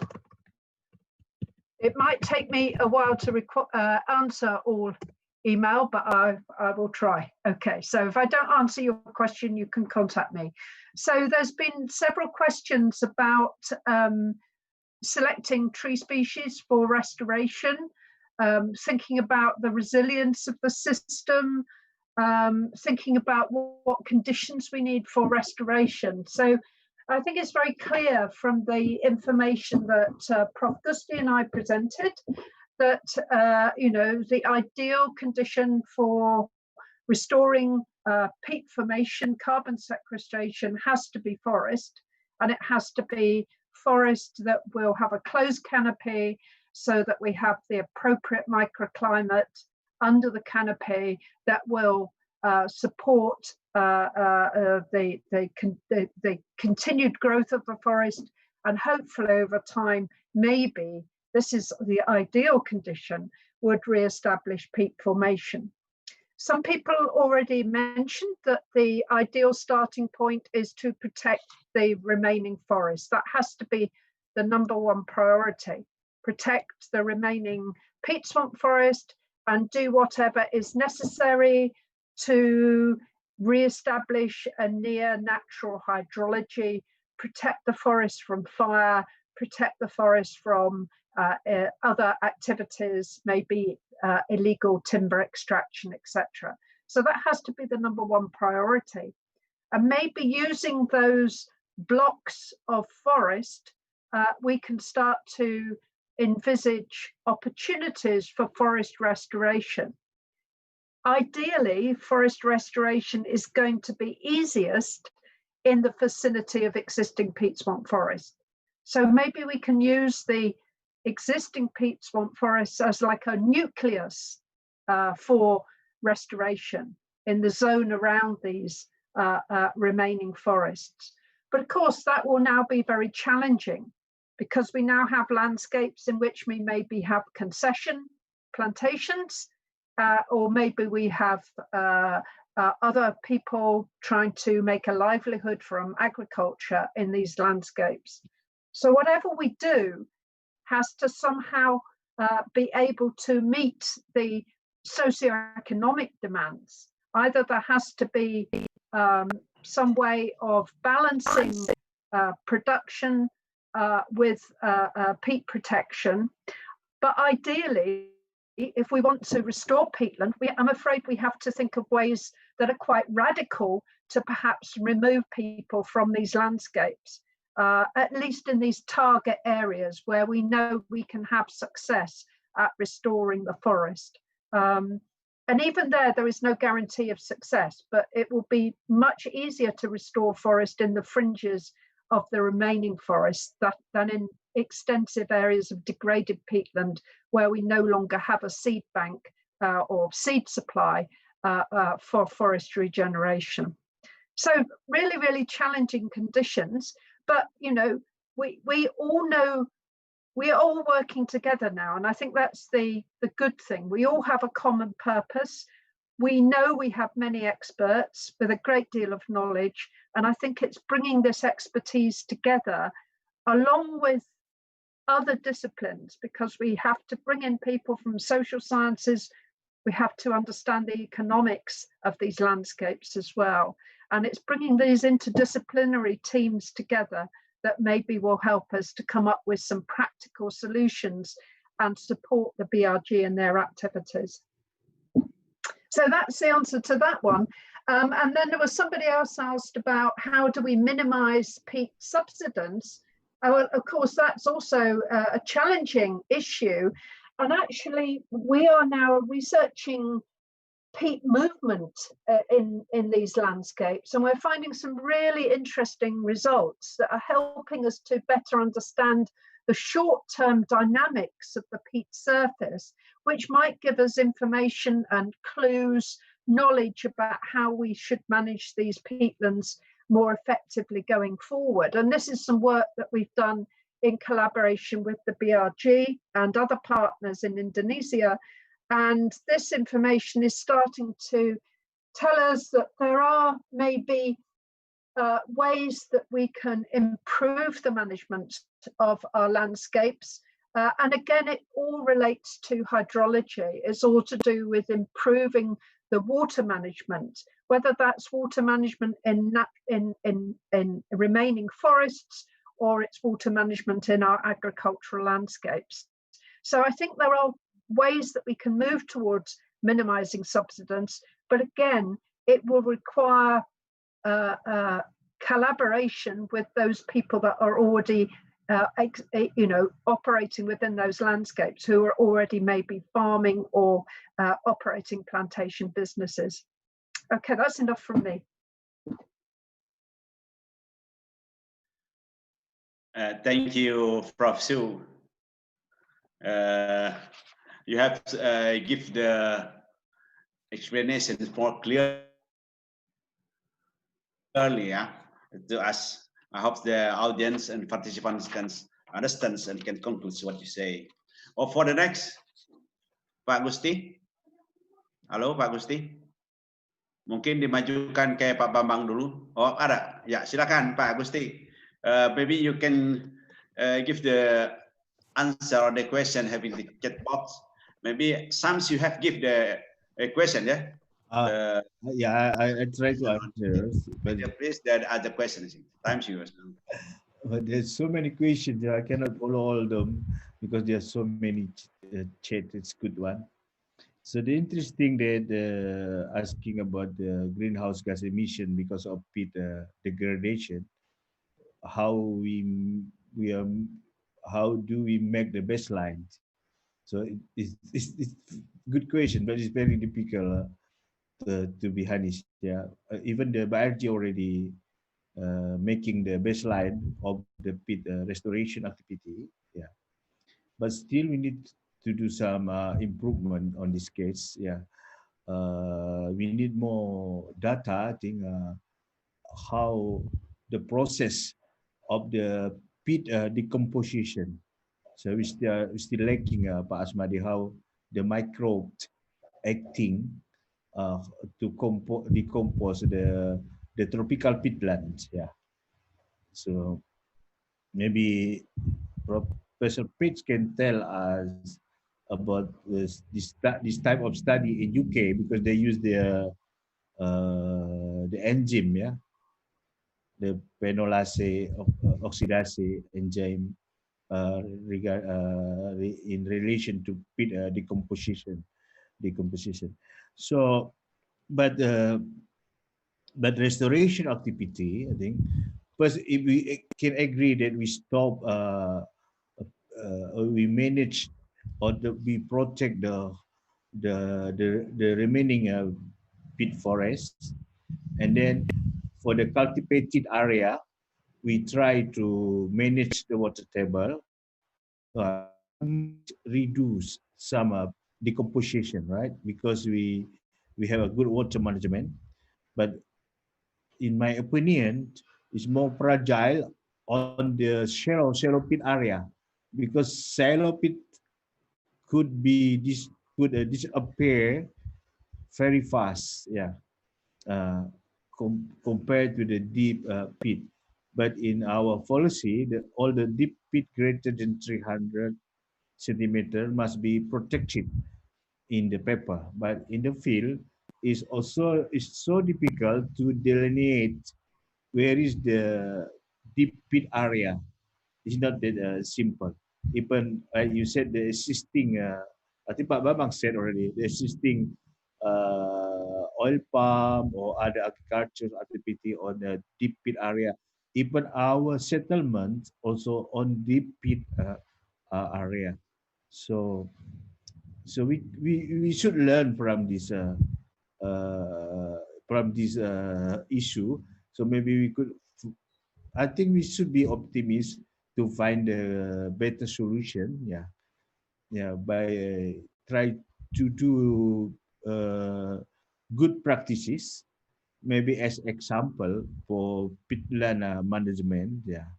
So right now we have a very strong peatland policy in the world. Yeah, but maybe we can show that we can manage slowly. We can reduce our greenhouse gas emission from peatland disturbance. Yeah. Professor Page already mentioned that about people, but in Indonesia, I think it is impossible, yeah, to remove people. Where to go? Yeah, it's very hard. It's very hard, difficult. So in this case, maybe we should find a non-technical solution. So we should have design incentives maybe for people to protect the peatland. It's easy to say, but it is important. Maybe some economic incentive or some other. We try to develop more sustainable peatland uses, not just to convert the peatland into agricultures.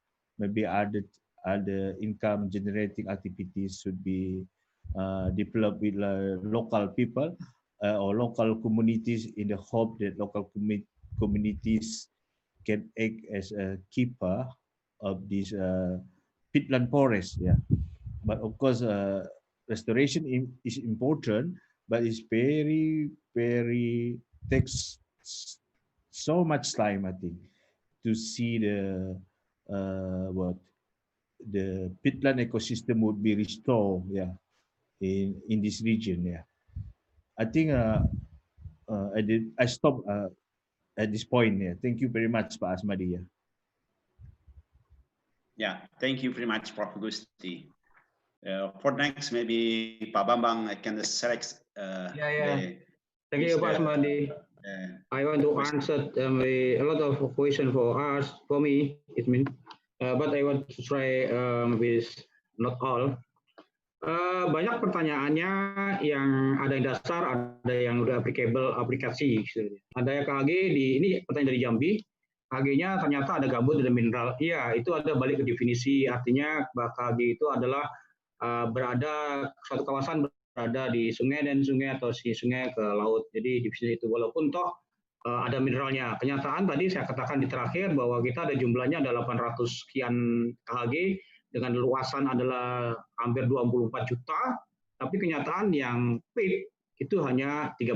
Jadi sisanya itu adalah mineral. Jadi saya kira itu balik ke definisi dan di PP-nya yang ada sana. Kemudian ada pertanyaan dari teman kita yang di PIG, terima kasih sekali ini, ada transek terpilih dan transek grid.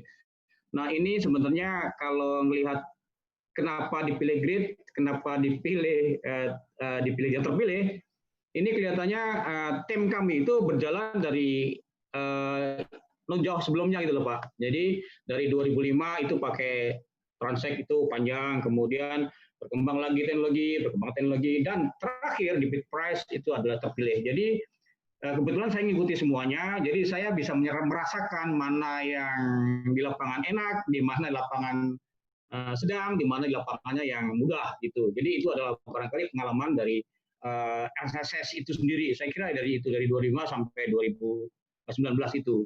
Jadi kalau saya itu adalah termasuk juga dari input teknologi yang ada saat ini. Dan saya yakin semakin teknologi itu adalah bagus, maka kemungkinan adalah potensi kita ke ground check itu akan lebih kurang, artinya kurang waktunya atau sedikit waktunya, lebih efisien dan cost-nya akan lebih sedikit. Larinya ke sana. Silakan aja Bapak coba gimana nanti hasilnya. Tapi itu adalah pengalaman dari RSS dari 2005 dan 2010. Tapi saya yakin RSS juga sebelum 2005, sebelum ketemu saya juga mungkin sudah ada kegiatan lain di tempat lain gitu loh. Itu Pak. Nah ada Pak Tarigan, ada berapa KG yang sudah termapkan bitnya? Wah saya mohon maaf Pak, saya nggak bisa mendapatkan data ini. Barangkali nanti Pak Tarigan silakan komunikasi aja ke mungkin LHK. Udah di berapa di map ala LHK dengan PP itu sendiri, dan mungkin di BRG dengan map yang mungkin kombinasi, atau mungkin ke Balai Besar yang sudah dibutuhkan. Saya kira mungkin perpaduan dari itulah, karena yang tersedia data pit mapping sekarang ini adalah Balai Besar itu 1/50.000, dan LHK juga sudah ada juga yang memakai PP dari LHK. Dan mungkin di Putih 1 BRG juga mungkin ada, dengan mungkin juga perpaduan hal itu. Jadi silakan aja diambil. Kalau saya sendiri pribadi saya nggak punya Pak seperti itu. Kemudian apa kaitannya yang menanyakan kaitannya pit depth itu ke GRK? Oh jelas sekali ini. Dengan kita mengetahui bahwa pit depth itu akan tadi ke ekosistem gambut. Ekosistem gambut artinya dia apakah masuk di lindung atau budidaya. Kalau di budidaya otomatis close activity, all activity must be close.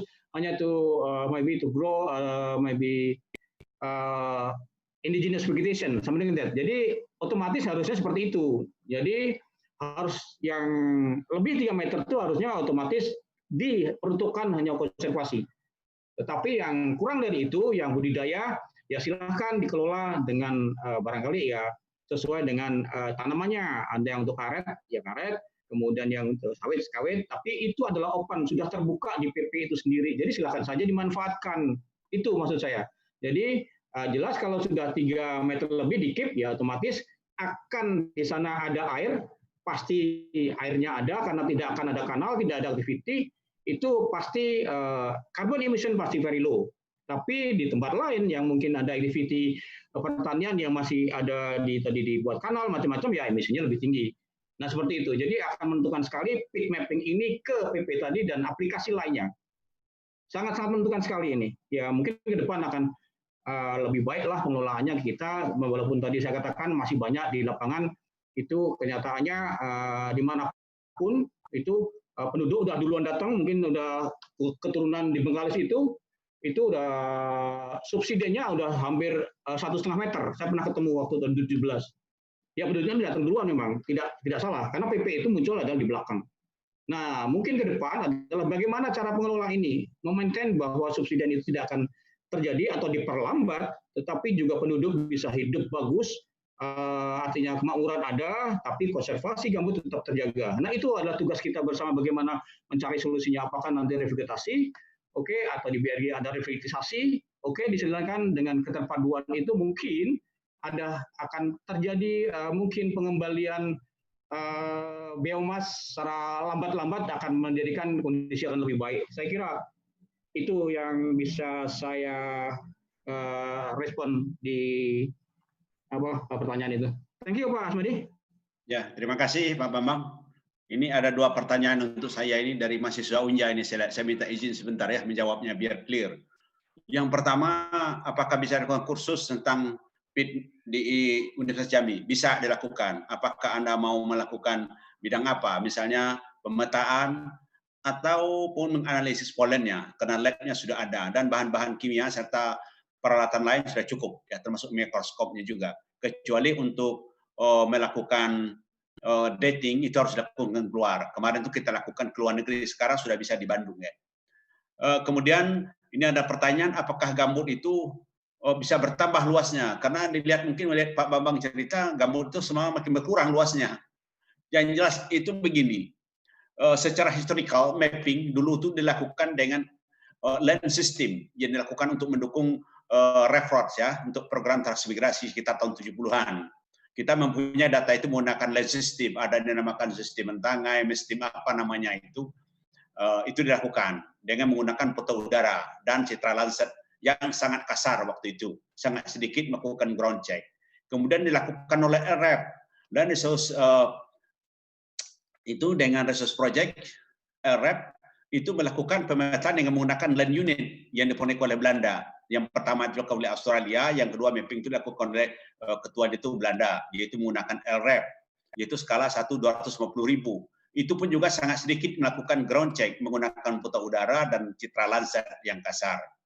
Kemudian yang baru-baru ini dilakukan lagi pemetaan dilakukan oleh ISDP, oleh Balai Besar ya, oleh Departemen Pertanian, itu sebagai wali data, itu sudah mulai semakin baik. Teknologi sudah menggunakan GPS yang baik, menggunakan citra satelit dan banyak image yang lebih baik. Jadi sekarang sudah mulai menunjukkanlah real data-data peatland di Indonesia itu semakin akurat. Namun untuk melihat apakah dia semakin bertambah luasnya dari keadaan real ya, yang tidak tahu kita itu realnya, itu tidak mungkin, impossible. Karena kondisi untuk pembentukan gambut itu banyak sekali dibutuhkan, yaitu waternya harus kondisi anaerob, kemudian ada sumber bahan organik, kemudian tidak ada gangguan lain seperti api dan lain-lain. Saya pikir itu susah. Namun berkurang itu pasti, dan ketebalan makin kurang itu pasti. Karena begini, setiap yang dibuka yang saya pantau mulai 2004 ya, 2004 itu ada beberapa perusahaan kita lakukan mapping waktu itu, berarti sekitar 16 tahun yang lalu. Sekarang itu banyak gambut yang sudah hilang. Kemudian juga kita buktikan sekarang dilakukan oleh P4S, yaitu di Sumatera Selatan, Jambi, Riau, kemudian Kalimantan, itu juga sekarang kan banyak gambutnya sudah hilang, disappear. Jadi semuanya itu ada semakin tipis, bahkan hilang sama sekali. Inilah mungkin untuk perhatian kita semuanya ke depan. Saya pikir itu jawaban dari 2 pertanyaan itu tadi. Kemudian untuk berikutnya mungkin bisa hand raise bagi Bapak-Bapak Ibu yang ingin mengajukan pertanyaan kepada siapa, kita beri kesempatan ya. Silakan, masih ada waktu. Silakan, siapa Pak? Bapak Ibu, silakan. Ya, permisi Pak Asmadi. Ya, Surya Dharma Hasim. Silakan ya, Pak. Makasih Pak. Saya kebetulan di Balai Teknik Rawa, Dijen Sumber Daya Air, Kementerian PUPR. Ini menyikapi untuk lahan budidaya yang ketebalannya kurang 3 meter. Pertanyaan saya ke Pak Muhammad Bambang itu Pak. Apakah itu harus ada perizinan Pak ya? Untuk kita membudidayakan, misal katakan untuk pengembangan irigasi itu atau pengembangan lahan rawa, kita langsung bisa kita langsung budidayakan. Terima kasih Pak. Ya, silakan Pak Bambang, mungkin langsung ditujukan kepada Bapak. Ya, terima kasih. Pertanyaan sangat bagus. Ini aplikatif sekali ini. Jadi kelihatannya yang mengeluarkan PP adalah LHK Pak. Jadi Bapak harus komunikasi dengan beliau, dengan LHK maksud saya.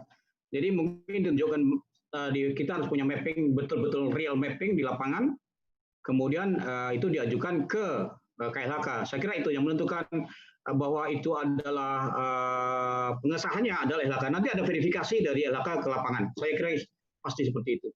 Ya, silakan di mapping, lokasinya di mana, di mapping, ketebalan berapa, apakah di bawah 3 meter semua, ada lebih, kalau lebih saya kira akan di-enclave, tapi kalau kurang 3 meter mungkin ini adalah pembentuk budidaya, mungkin Bapak mengajukan buat surat ke LHK dan akan pasti diverifikasi, pasti itu. Kalau clear berarti mungkin mudah-mudahan bisa Pak. Saya kira itu. Terima kasih. Ya, cukup jelas Pak Ya, Surya Adama terima ya. kasih Pak. Ya kalau zaman dulu kita main plot-plot aja Pak. Daerah ini izin keluar gitu, dalamnya berapa nanti urusan. Mungkin ke depan mungkin sudah harus mulai demikian ya. Kita sama-sama lah memperbaiki negeri ini.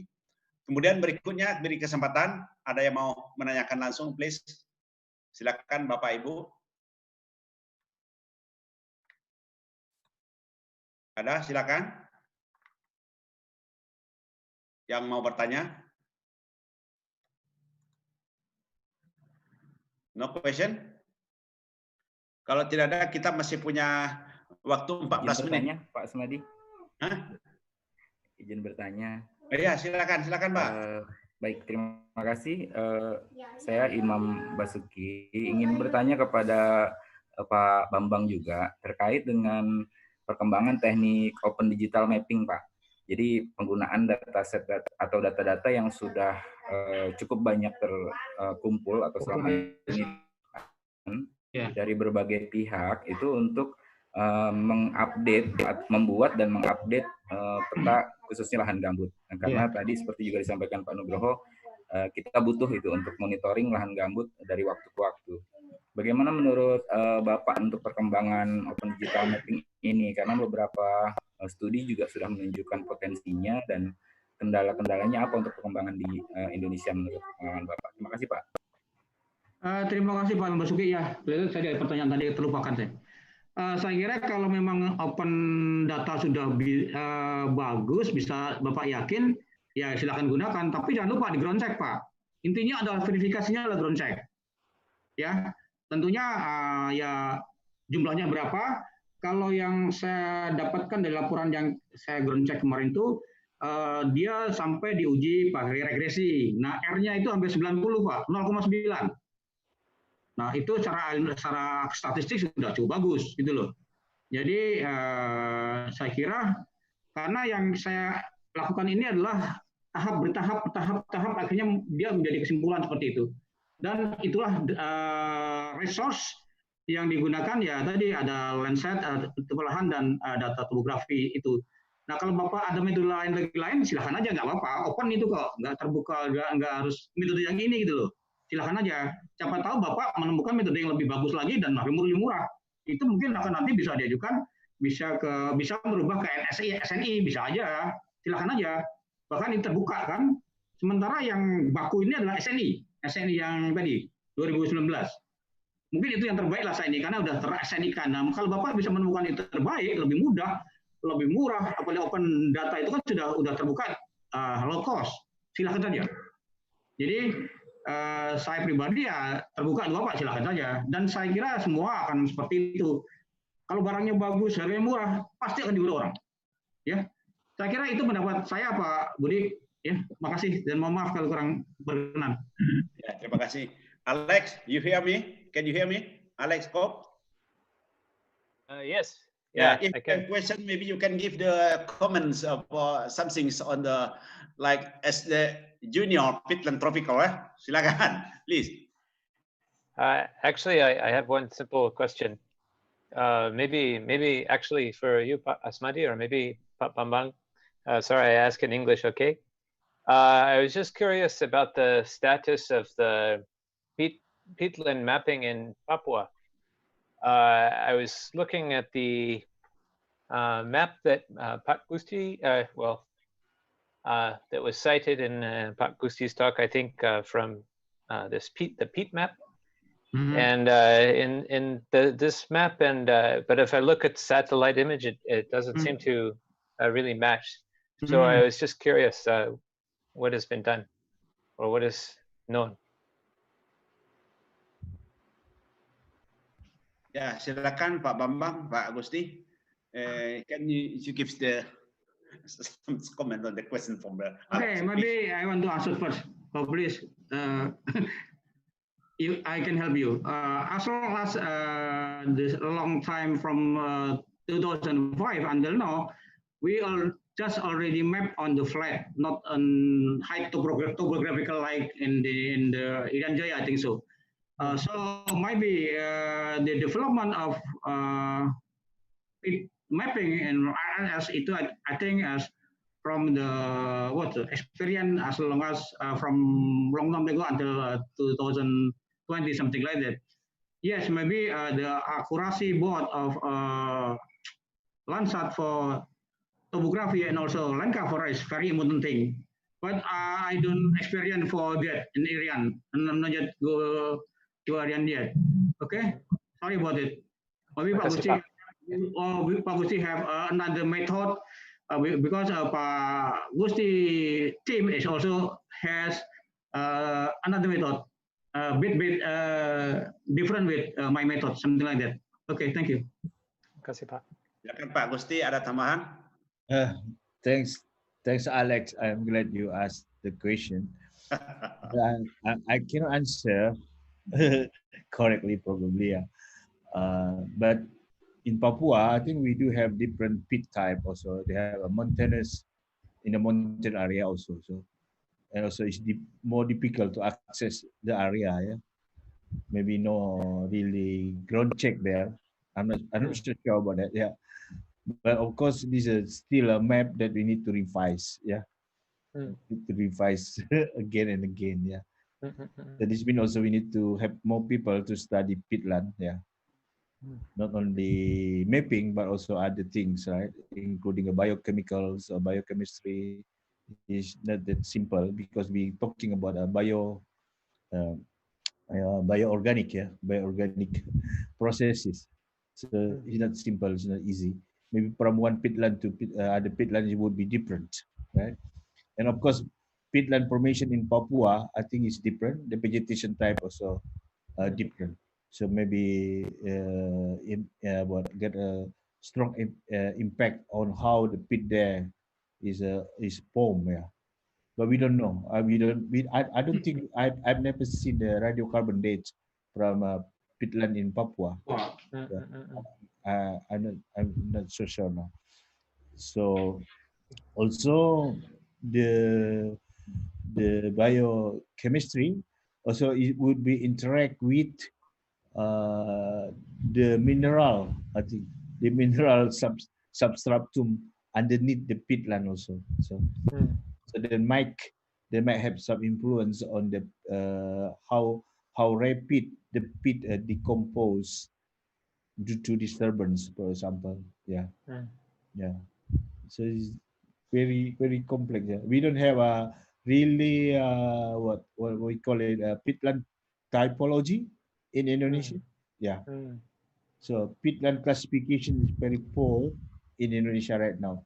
Even our government just mentioned fibric, hemic, and subric, for example. Yeah. Right. So but in the state in your country, we already developed into 5 suborder, right? Using police and wasis type or something. So still a lot of to do. Maybe we have glad today we have so many participants. Maybe we could increase the number of pitland researchers. Yeah. For this tropical region. Yeah. Thanks, Alex. Terima kasih Pak Gusti. Terima kasih Pak Gusti. Saya pikir waktu kita hanya tinggal 6 menit lagi.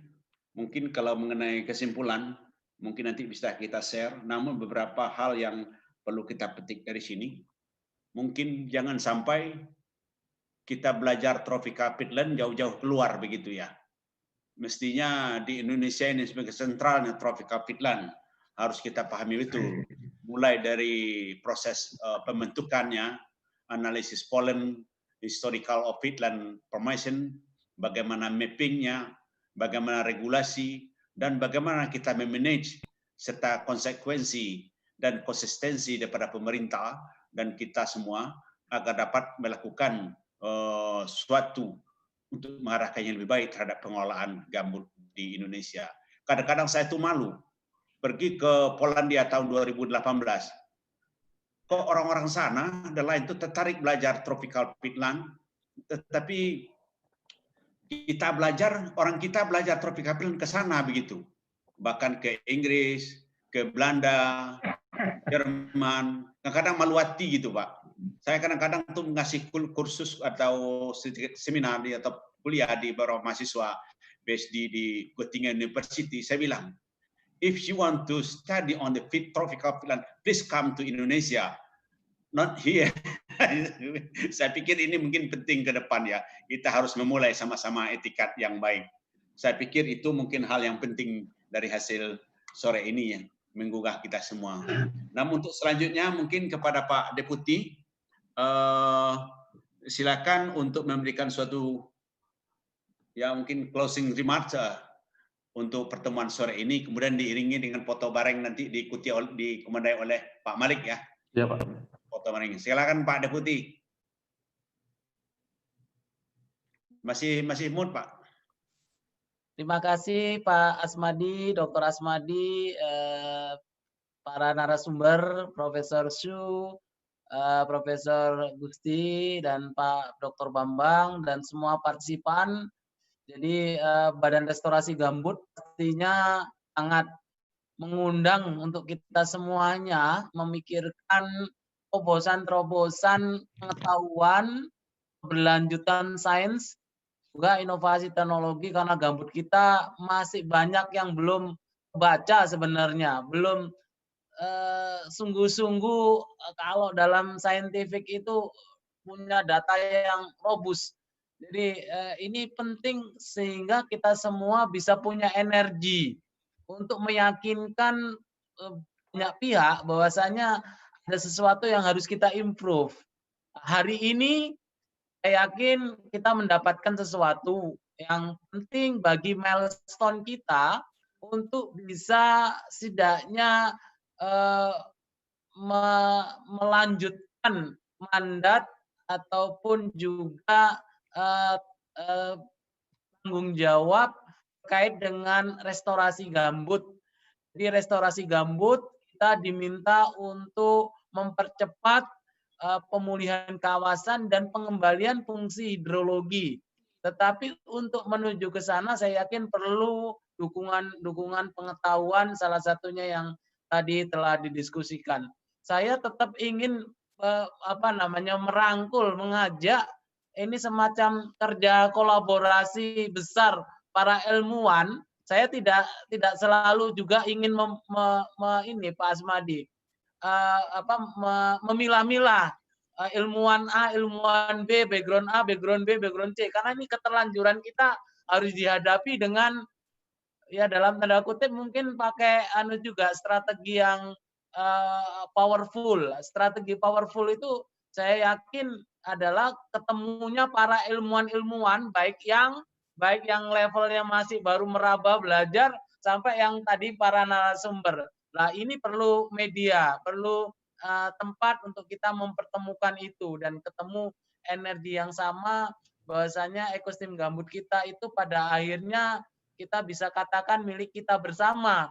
Jadi ini penting supaya betul-betul restorasi gambut maupun pengelolaan gambut ke depan itu adalah di-guide atau dipandu dengan pengetahuan yang paripurna, dan itu perlu waktu dan perlu juga dukungan kita semuanya. Saya pikir itu, terima kasih untuk semuanya, dan sampai ketemu. Kita ada 11 webinar, jadi tetap energi, stay healthy, Pak Nugroho, tetap kawal Pak Nugroho, tim semuanya. Sampai ketemu, salam kenal semuanya. Ya, sehat selalu. Saya akhiri. Assalamualaikum warahmatullahi wabarakatuh. Waalaikumsalam. Salam dari Meranti. Thank you Pak Deputy. Thank you Pak Asmadi for the superb moderation. Also to the presenter, Prof. Susan Page, Prof. Gusti, Pak Bambang Praitno for the interesting presentation. Terakhir kita akan melakukan foto bersama ini. Saya memohon Bapak Ibu untuk bersedia membuka videonya agar kita bisa foto bersama. Nanti dibantu oleh panitia. Please, we are about to do foto. Mas Fajar. Oke. Halaman pertama, 1, 2, 3. Selanjutnya, halaman kedua, 1, 2, 3. Selanjutnya, halaman 3, 1, 2, 3. Oke. Sekali lagi kami mengucapkan terima kasih kepada Bapak Ibu sekalian atas kehadirannya. Kami berharap bahwa pertemuan ini bisa memberikan wawasan yang sangat berharga buat perkembangan restorasi gambut di Indonesia. Selanjutnya saya juga ingin memberitahukan bahwa seri webinar selanjutnya insya Allah akan diadakan dalam 2 minggu ke depan. Topik yang akan kami bahas adalah mengenai restorasi hidrologi dan inovasi-inovasinya. Salah satu yang akan kami undang rencananya ini Dr. Lanskap tadi yang sudah berbicara. Kemudian mohon maaf apabila ada kesalahan. Kami berharap Bapak Ibu bisa bergabung kembali. Kalau misalkan mau nonton rekamannya bisa langsung akses di channel YouTube BRG. Nanti untuk presentasi juga akan ada di sana untuk linknya. Terima kasih sekali lagi. Selamat sore, salam sejahtera bagi kita semua. Assalamualaikum warahmatullahi wabarakatuh. Waalaikumsalam.